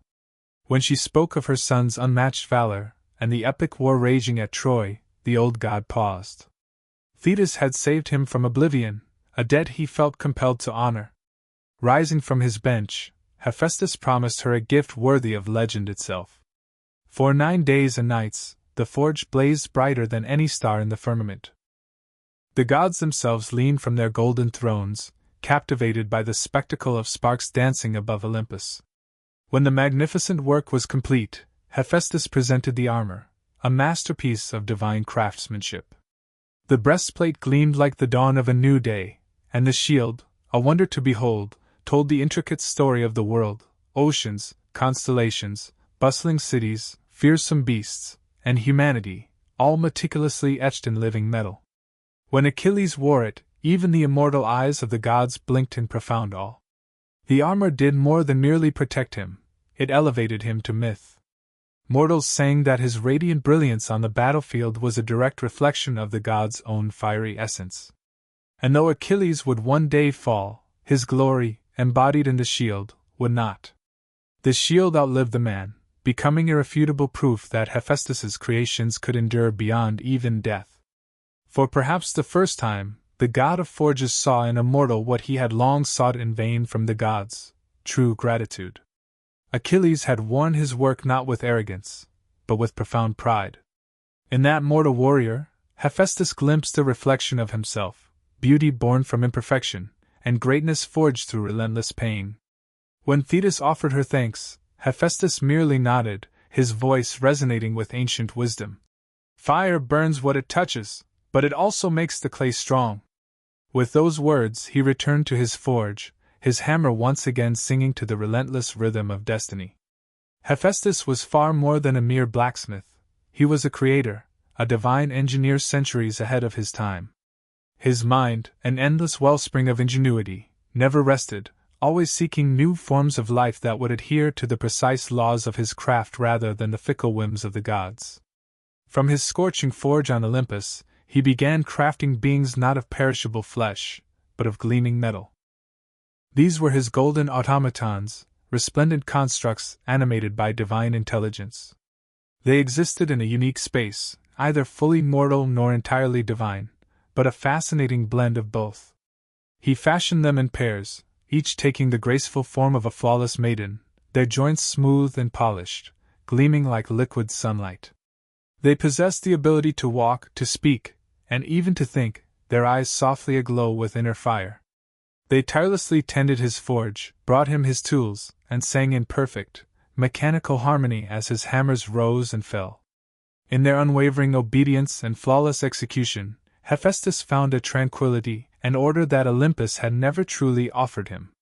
Among his most formidable creations was Talos, a colossal bronze giant forged to stand eternal guard over the island of Crete. Massive and utterly relentless, Talos majestically circled the island 3 times each day, an impenetrable barrier against any invader. Through his single vein flowed molten ichor, the golden blood of the gods, sealed at his heel with a single nail hammered in place by Hephaestus himself. Talos was more than just a guardian, he was a resounding statement. The god who had been cruelly cast away had now engineered a being capable of defending entire empires. The Olympians observed these ingenious inventions with a simmering unease. While Zeus openly admired their efficiency and flawless design, others whispered nervously that Hephaestus had pushed the boundaries too far, meddling in the sacred work of creation that was traditionally reserved for the Fates. Even Athena, the goddess of wisdom, regarded his automatons with a cautious curiosity. But Hephaestus remained unperturbed. The gods, he reasoned, primarily created chaos. He, in stark contrast, created order. Yet behind the brilliance of every invention lay a persistent shadow of loneliness. His golden servants could mimic affection with startling realism, but they could never truly feel it. They obeyed his voice with perfect precision, but they could not understand his heart. When they spoke, their words, though flawless, often sounded hollow. The very perfection he meticulously forged only deepened his profound isolation. Sometimes, as the forge fires dimmed into embers, Hephaestus would watch his automatons move with silent grace and wonder if he himself had become like them, a machine made for endless labor, built from a lifetime of rejection and duty. But as he struck his anvil again, the melancholic thought would vanish. For a god born unwanted, creation was the only form of love that had never abandoned him. Of all the profound works born from Hephaestus's forge, none carried such immense weight or piercing irony as the chains of Prometheus. For once again, the god of creation was commanded to fashion instruments of brutal punishment. The direct order came from Zeus himself, who was absolutely furious that Prometheus had dared to steal the sacred fire from Olympus and bestow its precious light upon humankind. Fire, Hephaestus's own hallowed element, had been given away without divine permission. To Zeus, it was an unforgivable act of betrayal. To Hephaestus, it was far more complicated, for he knew intimately what it meant to be punished for daring to bring light to those deemed undeserving. Yet defying Zeus was simply not an option. The king of gods summoned him, his voice as sharp and resonating as thunder itself.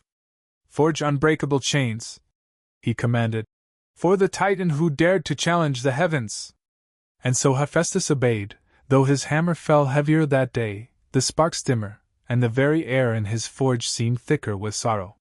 He forged the chains from adamantine, the hardest, most unyielding metal known even to the gods.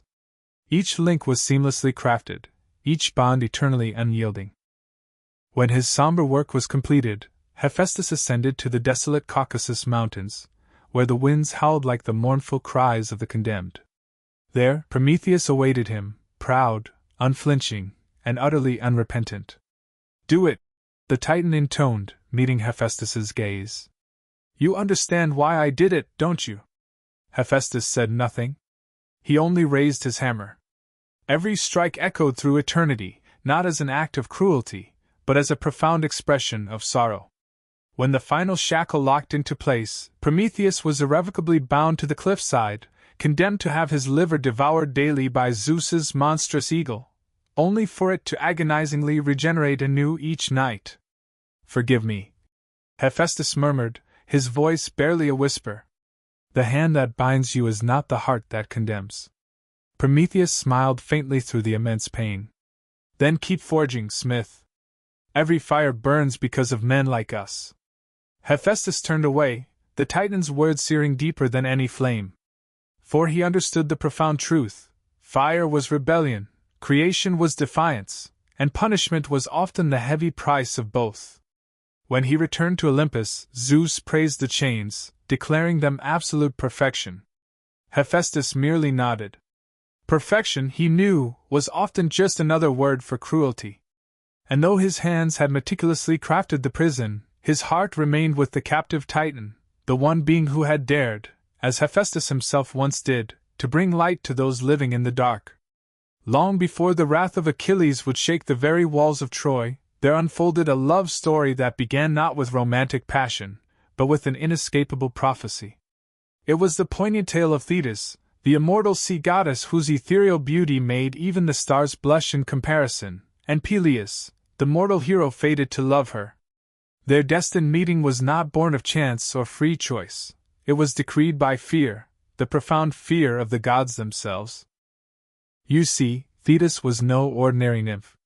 She was one of the Nereids, a revered daughter of the ancient old man of the sea, graceful and immensely powerful in equal measure. Her hair shimmered like pure sunlight dancing on the waves, and her voice carried melodiously through the ocean tides. Both Zeus and Poseidon, the mighty rulers of heaven and sea, desired her. But when Themis, the venerable goddess of prophecy, revealed the chilling truth, that Thetis would bear a son greater than his father, the two most powerful gods in existence recoiled in terror. They, who feared nothing in the cosmos, now feared their own potential downfall. So they made a drastic decision: Thetis would not wed a god. Instead, she would be given to a mortal, a man whose life would inevitably end long before hers, thereby ensuring that the child of their union could never truly rival Olympus. Thus their divine gaze fell upon Peleus, a noble king from the mortal world, son of Aeacus, and a descendant of Zeus himself, a man brave, disciplined, and honorable, yet tragically, inherently human. Peleus was instructed by the wise centaur Chiron that his destiny was inextricably entwined with that of the sea goddess. "You will win her," Chiron warned, "but only through unwavering courage and boundless patience.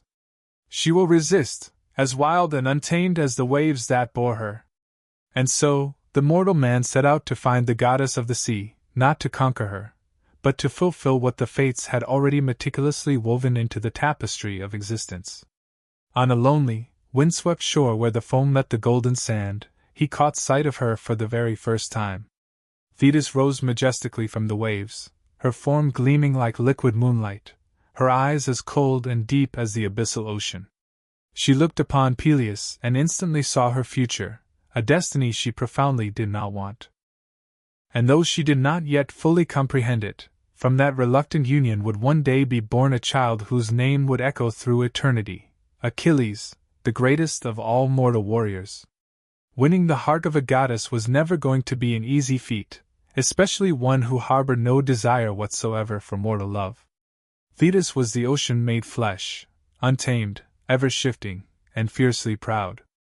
Peleus, though a king among men, was to her nothing more than a fleeting ripple on the vast surface of time. Yet prophecy bound them together, and the indomitable will of Zeus left her with absolutely no escape. Still, Thetis swore she would never yield to a mortal's touch. Peleus, for his part, was not a man of gentle words or poetic persuasion. He was a seasoned warrior, rigorously trained in endurance, not in delicate poetry. When he sought the advice of Chiron, the wise centaur told him plainly, "You cannot win her through mere beauty or overwhelming power. You must hold her firmly until she literally cannot flee. When the sea finds no shore to crash against, it surrenders." The advice sounded utterly impossible, a task beyond mortal comprehension. And yet Peleus trusted the profound wisdom of his old teacher implicitly. One dawn, he climbed to the solitary shore where Thetis often found repose, her feet immersed in the foam and her gaze lost in the boundless horizon. As she gracefully rose from the waves, the morning light shimmered across her skin like liquid gold. Before she could retreat into the depths, Peleus swiftly seized her by the wrists. She cried out, her eyes flashing like lightning beneath the sea. Instantly, her body began to change. She became water, attempting to slip through his fingers. Yet he caught her again. She transformed into raging fire, burning his flesh. Still, he did not release her. She turned into a lion, roaring in primal fury, then a venomous serpent coiling around his arm, and then a hawk, shrieking defiance into the sky. But Peleus held firm, every muscle straining, refusing to surrender his grasp. His will was like iron, his purpose divine. At last, exhausted and utterly defeated, Thetis returned to her true form, a woman of immortal grace, trembling with a mixture of fury and awe. "You are either incredibly brave," she said, her voice laced with reluctant admiration, "or a complete fool."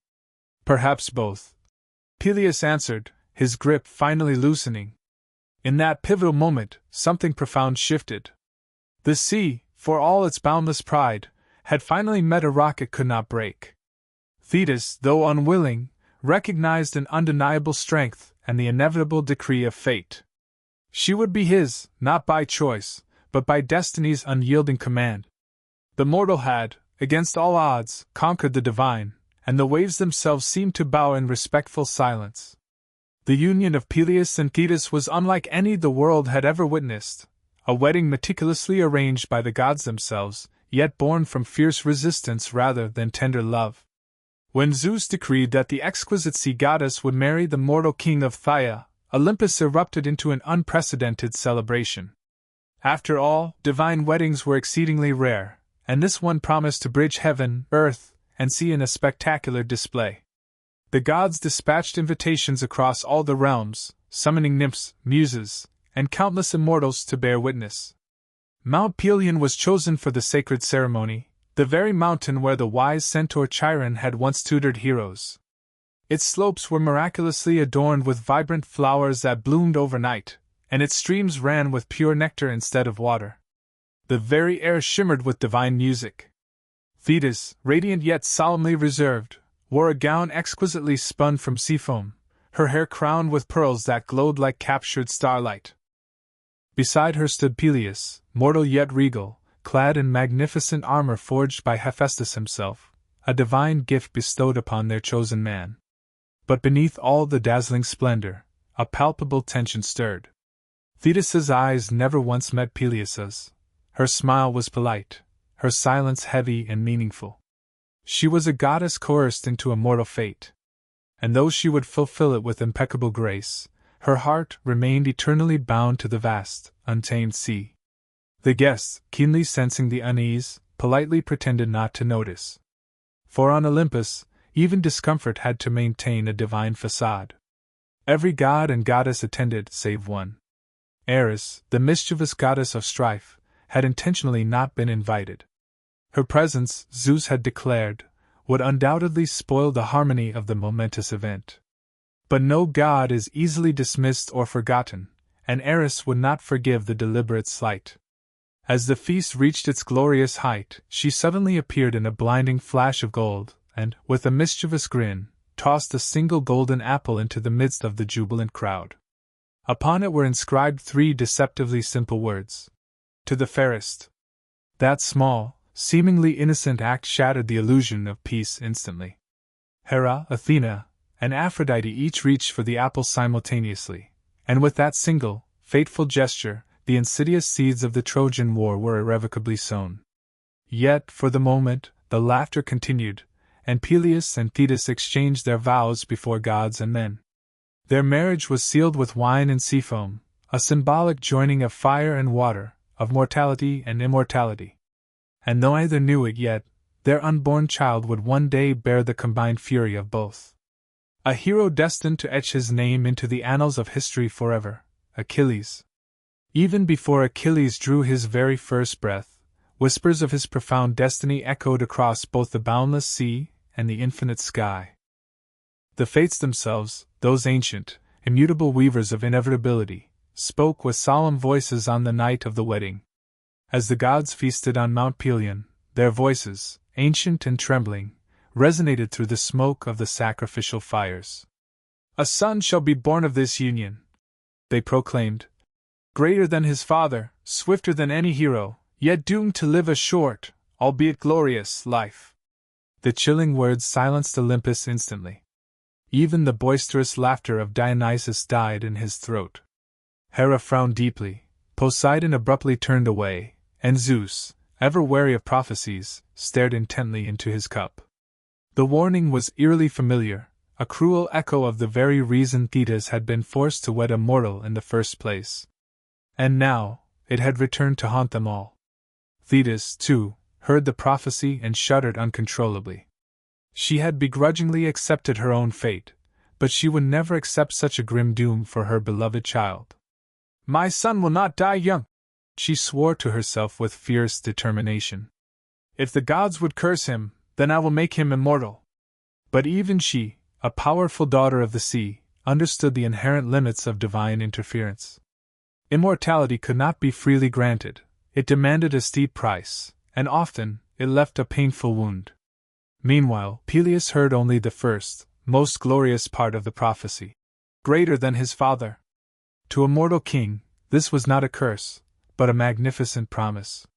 He dreamed of a son who would far surpass him, a warrior unmatched in battle, a legend born directly from his own noble line. Pride, not fear, swelled within his heart. In the quiet nights that followed, Thetis would often rise from their marriage bed and stand by the shore, her feet gently touching the foam, her eyes tirelessly searching the distant horizon. She could feel the profound pull of the sea calling her back, whispering that mortals were fragile, ephemeral things, and that no child born of both worlds could truly belong entirely to either. Still, the prophecy was irrevocably set. The child of fire and water, of mortal flesh and divine essence, would soon be born. Thetis prayed desperately that the fates might forget their own words, but the fates, those relentless weavers of destiny, never, ever forget. Somewhere in the profound stillness of that night, destiny smiled. Achilles was coming, and with him, glory and grief in equal measure. When the momentous time of birth finally arrived, thunder rolled ominously across the mountains, and the sea itself rose dramatically to meet the shore. The extraordinary union of mortal and divine had created something entirely new, something the world was simply not prepared for. Thetis cried out, her voice echoing powerfully between land and ocean. And in that precise moment, the gods turned their collective gaze toward Theia. Even Zeus paused his thunderbolts to listen intently. Chiron the centaur, wise as always, was summoned to assist. He descended from Mount Pelion, carrying ancient herbs, protective charms, and the serene calm of eternity itself. He knew intuitively that this child would be no ordinary infant. The world changes with his very breath, he whispered softly as he laid his hands upon the newborn. And there he was, Achilles, son of Peleus and Thetis, glowing faintly with an innate divine light, his first cry fierce and clear as a war horn. Peleus looked upon his son with immense pride, utterly untainted by fear. To him, this child was the glorious promise of immortality through an enduring legacy. "He will be the greatest of men," he declared confidently. But Thetis, holding her child closely, saw something else entirely, a subtle shadow within his brightness, a haunting whisper of the prophecy she could not silence. The infant's skin shone like polished ivory. Yet, beneath his apparent perfection, Thetis could feel mortality pulsing, fragile and fleeting. She knew that within him, the blood of gods and men fought a silent, ceaseless battle. She feared what that profound struggle would ultimately bring.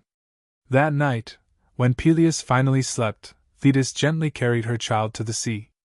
The waves parted reverently for her, recognizing their mistress. There, she bathed Achilles in the sacred waters, hoping to wash away his mortality, to imbue him with eternal life.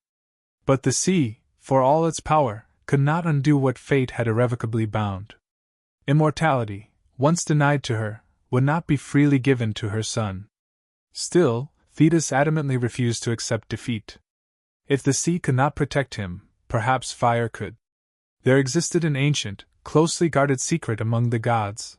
That divine flame possessed the power to burn away mortality, if one dared to endure the excruciating pain. And so, she made her desperate decision in silence. By dawn, the child slept peacefully in her arms. But Thetis's eyes remained stormy, troubled. Achilles was alive, yet still unprotected. She knew the time would inevitably come when she must try again to outwit destiny itself, even if it meant once more defying the will of Olympus. Thetis could not find sleep. The chilling prophecy haunted her with every precious breath her child took. Achilles was radiant, his divine blood glowing softly beneath his mortal skin. Yet she could clearly perceive how tragically fragile he truly was. Each time he cried, she felt the ominous echo of death. So, one night she rose stealthily from Peleus's side, cradled her infant son, and made her way to the great hearth of their palace. If the gods would not willingly grant her son immortality, she vowed to seize it herself. There was an ancient belief, whispered among the sea nymphs, that fire, sacred and eternal, could effectively burn away mortality if wielded by divine hands. So Thetis, desperate and defiantly resolute, held her son over the flickering flames. She did not throw him into the fire. Instead, she allowed the fire to lick at his tender limbs, consuming the mortal weakness in his flesh, while her divine touch miraculously protected him from any pain. The flames hissed and curled around him, creating a strange, powerful fusion of agony and blessing. Each night she returned to the hearth, dipping Achilles into the sacred fire. Slowly, his skin grew stronger, shining faintly like polished bronze. But immortality demands a profound balance, and her secret, forbidden ritual did not go unnoticed forever. One evening, Peleus awoke with a start and discovered his wife standing eerily over the fire, his beloved son half submerged in its glowing embrace. He shouted in sheer horror, tragically mistaking her desperate devotion for madness. Thetis turned abruptly, her eyes wide and flashing with divine fury. "You fool!" she cried out, her voice filled with anguish. "I was burning away his death, but now the moment is lost." Peleus rushed forward, wrenching the child from her hands. The flames sputtered and instantly died, the potent spell broken. The fire dimmed, leaving behind only swirling smoke and a chilling silence. Thetis stared at her mortal husband, the man who had tragically interrupted the impossible, and realized with crushing clarity that their worlds could never truly meet. Without another word, she vanished back into the sea, leaving behind only the scent of salt on the air and an ocean of sorrow in Peleus's heart. The child, unharmed but eternally unfinished, slept peacefully in his father's arms, strong yet not fully immortal. And so, the attempt failed, but not entirely. The fire had undeniably strengthened Achilles in ways even the gods could not fully measure. His body would one day resist nearly every wound but one, a single, fatal weakness that no flame could ever erase. Destiny had claimed its rightful share, and the sea goddess had ultimately lost her desperate fight against fate. Thetis may have fled back to the vast, comforting sea, but her unwavering resolve did not die with her failed ritual. Maternal love, even in a goddess, does not surrender easily to defeat. She had sworn an unbreakable oath to protect her son from the clutches of death. And if fire could not burn away mortality, perhaps the underworld's ancient waters could. For in the profound depths of the earth flowed the river Styx, a boundary so sacred and revered that even the gods themselves swore their most solemn oaths upon it, knowing that a broken vow there would bring utter ruin. Its black waters were not of life, but of eternity itself. So, one moonless night, Thetis returned. Her ethereal beauty was dimmed by a profound sorrow. Her eyes, filled with grim determination, fixed upon her sleeping child.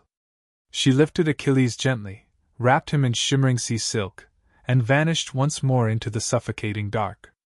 Through shadowed caves and ancient, forgotten passages, she descended into the underworld, a realm where even Hermes, the swift messenger of the gods, hesitated to tread. The Styx lay before her, black, silent, and gleaming ominously like polished obsidian. Around its shores drifted the melancholic whispers of countless forgotten souls. Thetis hesitated only once, her heart pounding. Then, whispering a fervent mother's prayer, she dipped her son into the frigid, eternal water. The river hissed, reacting violently to his divine flesh. Its treacherous current curled around Achilles, coating him with its deadly, yet protective, blessing. But as fate, in its cruel irony, would have it, her hand trembled slightly. She held him firmly by the heel, that single, small spot left entirely untouched by the river's immense power. When she lifted him from the Styx, his skin shone with an otherworldly glow, hardened and seemingly invincible. But that small heel remained pale, vulnerable, and unguarded. The child stirred, unknowing, invulnerable, almost.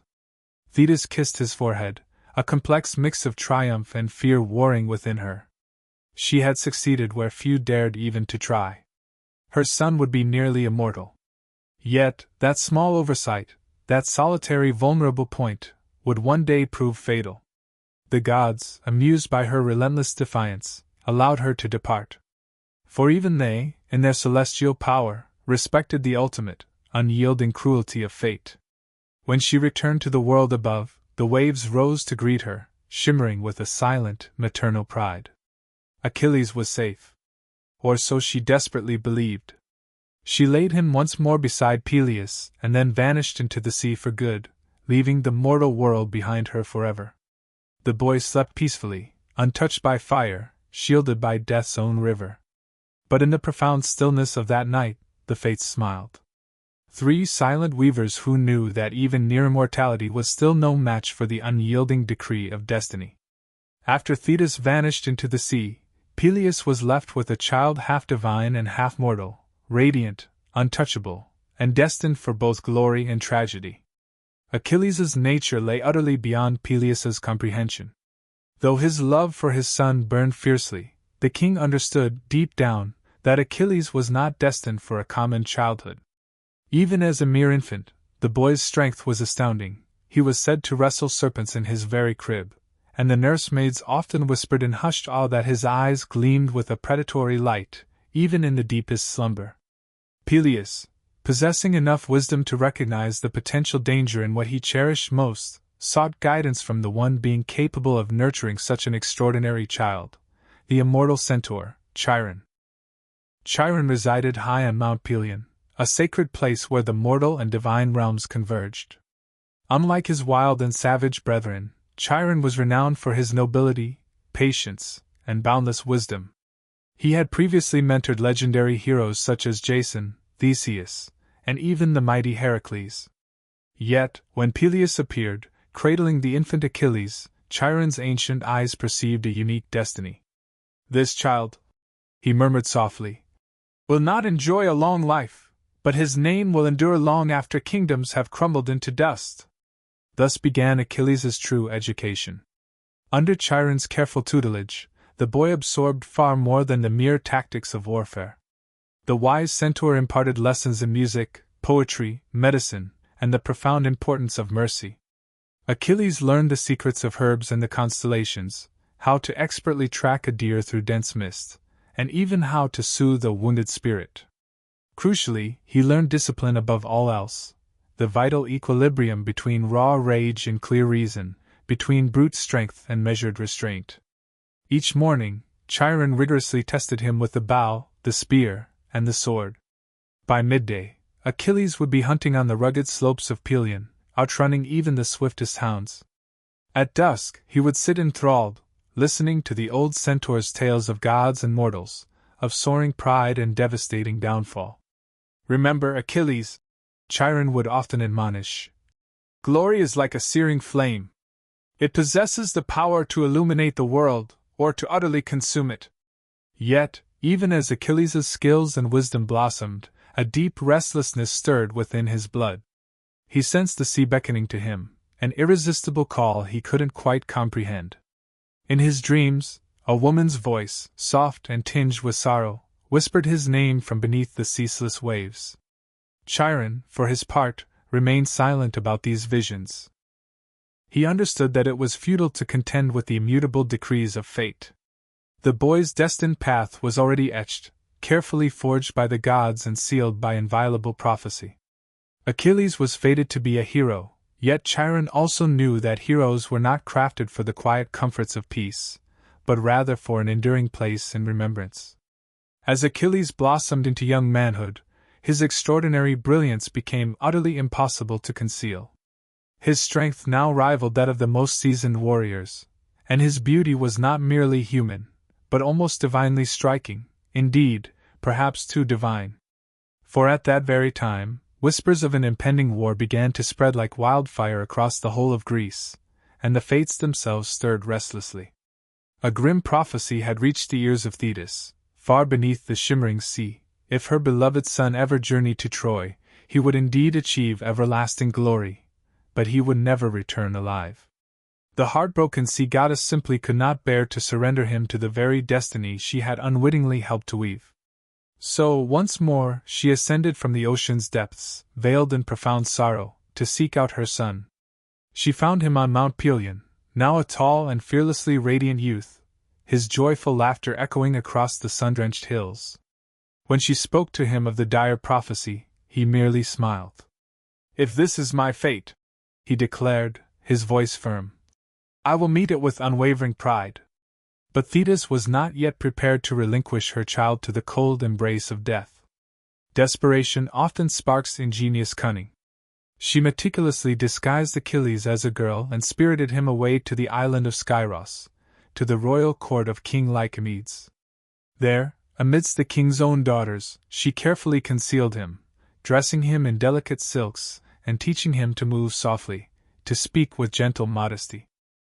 The world's greatest warrior was thus hidden as a maiden, his formidable armor replaced by intricate embroidery, his powerful voice hushed and subdued by a mixture of filial fear and profound love. For a time, the clever ruse proved effective. The king's daughters adored their mysterious new companion, who was not only stronger and swifter but also far more graceful than any of them. Achilles went by the name Pyrrha, meaning the red-haired one. And though he inwardly scoffed at the elaborate charade, he dutifully obeyed his mother's wishes, doing so for her sake alone, not his own. But fate, ever vigilant, is not so easily deceived. When the Greek kings began to assemble their vast armies for the war against Troy, the seer Calchas proclaimed that victory could not be achieved without Achilles. Odysseus, the ever-resourceful trickster, immediately set out to find him.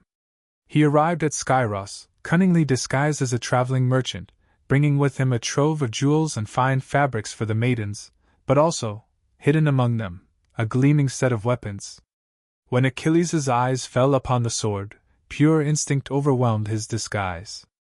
His hand instinctively reached for the hilt, his battle stance unconsciously hardened, and in that telling moment, Odysseus merely smiled. The elaborate charade was undeniably over. The destined hero had, at last, revealed his true self.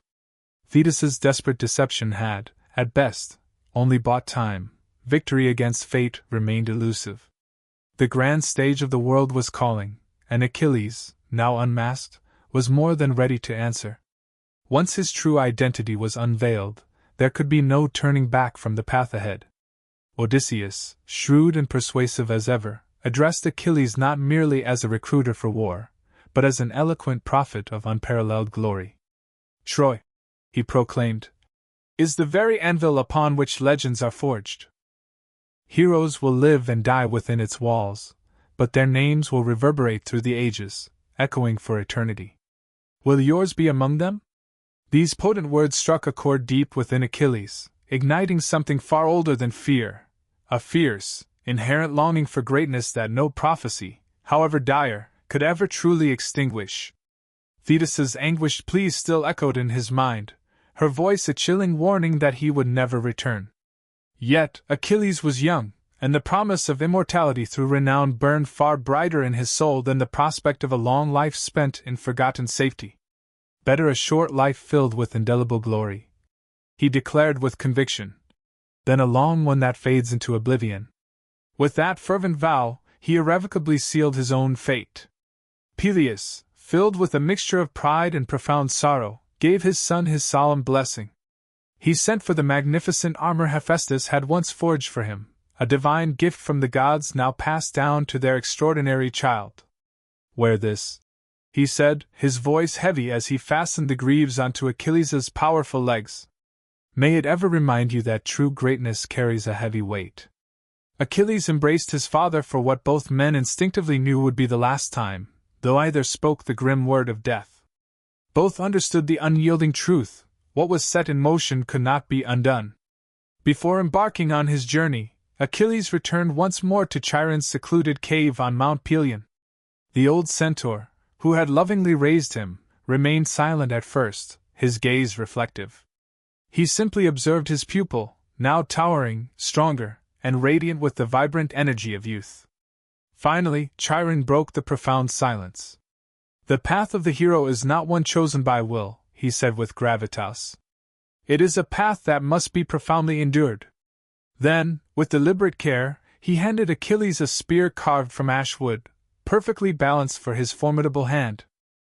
Remember what I have taught you, Chiron urged. Fight with unwavering purpose, not with destructive anger.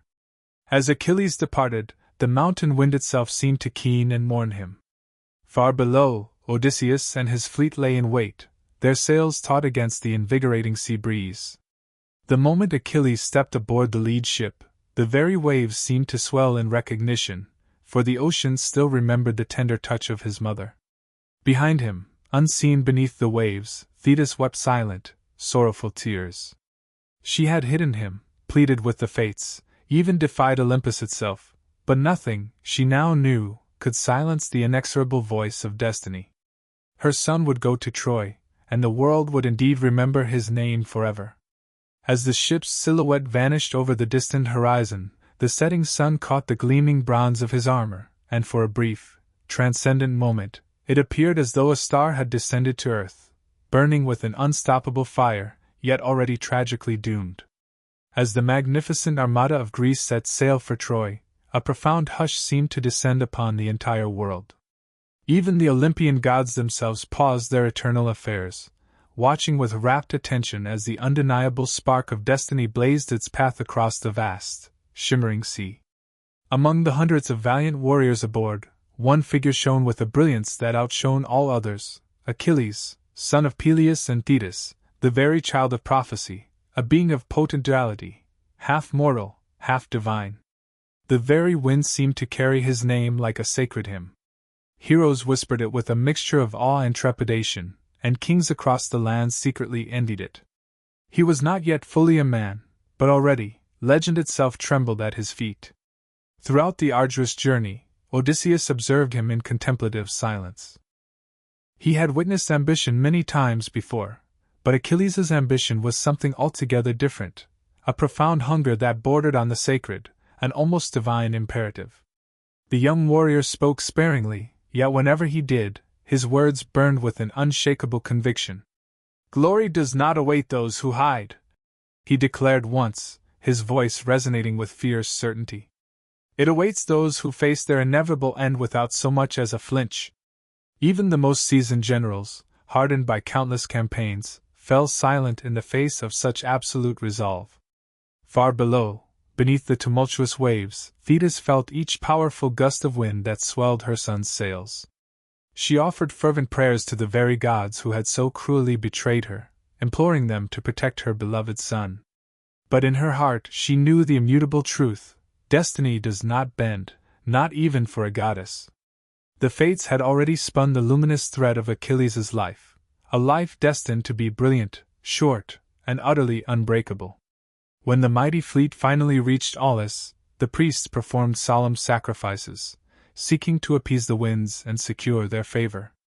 Flames leapt high, and smoke curled into potent, prophetic omens. The seer Calchas spoke again, his voice echoing with ancient authority. "The impregnable walls of Troy will never fall without the overwhelming wrath of Achilles. And when that wrath finally burns itself out, so too will his extraordinary life." Achilles listened, his gaze steady, entirely unshaken. There was no trace of fear in him, only a quiet, absolute certainty. He looked toward the eastern horizon, where the fabled city of Troy waited, shining faintly in the distance like an ultimate, divine challenge from the gods themselves. That night, beneath a sky heavy with innumerable stars, he stood alone at the bow of his ship and whispered to the vast, murmuring sea. "Mother," he said softly, his voice imbued with a poignant mixture of longing and resolve, "I will make you proud." The waves offered no audible reply, but they seemed to glow faintly in acknowledgement, a subtle, ethereal light. The dawn that broke the following morning heralded not just a new day, but the beginning of the greatest war in all mortal memory, and the definitive rise of a hero whose name would truly never fade. Achilles was no longer simply a son or a mere student. He was destiny personified, a force in unstoppable motion. The mortal who would dare to defy gods, to fiercely embrace glory, and to burn with a radiance brighter than any flame the world had ever witnessed.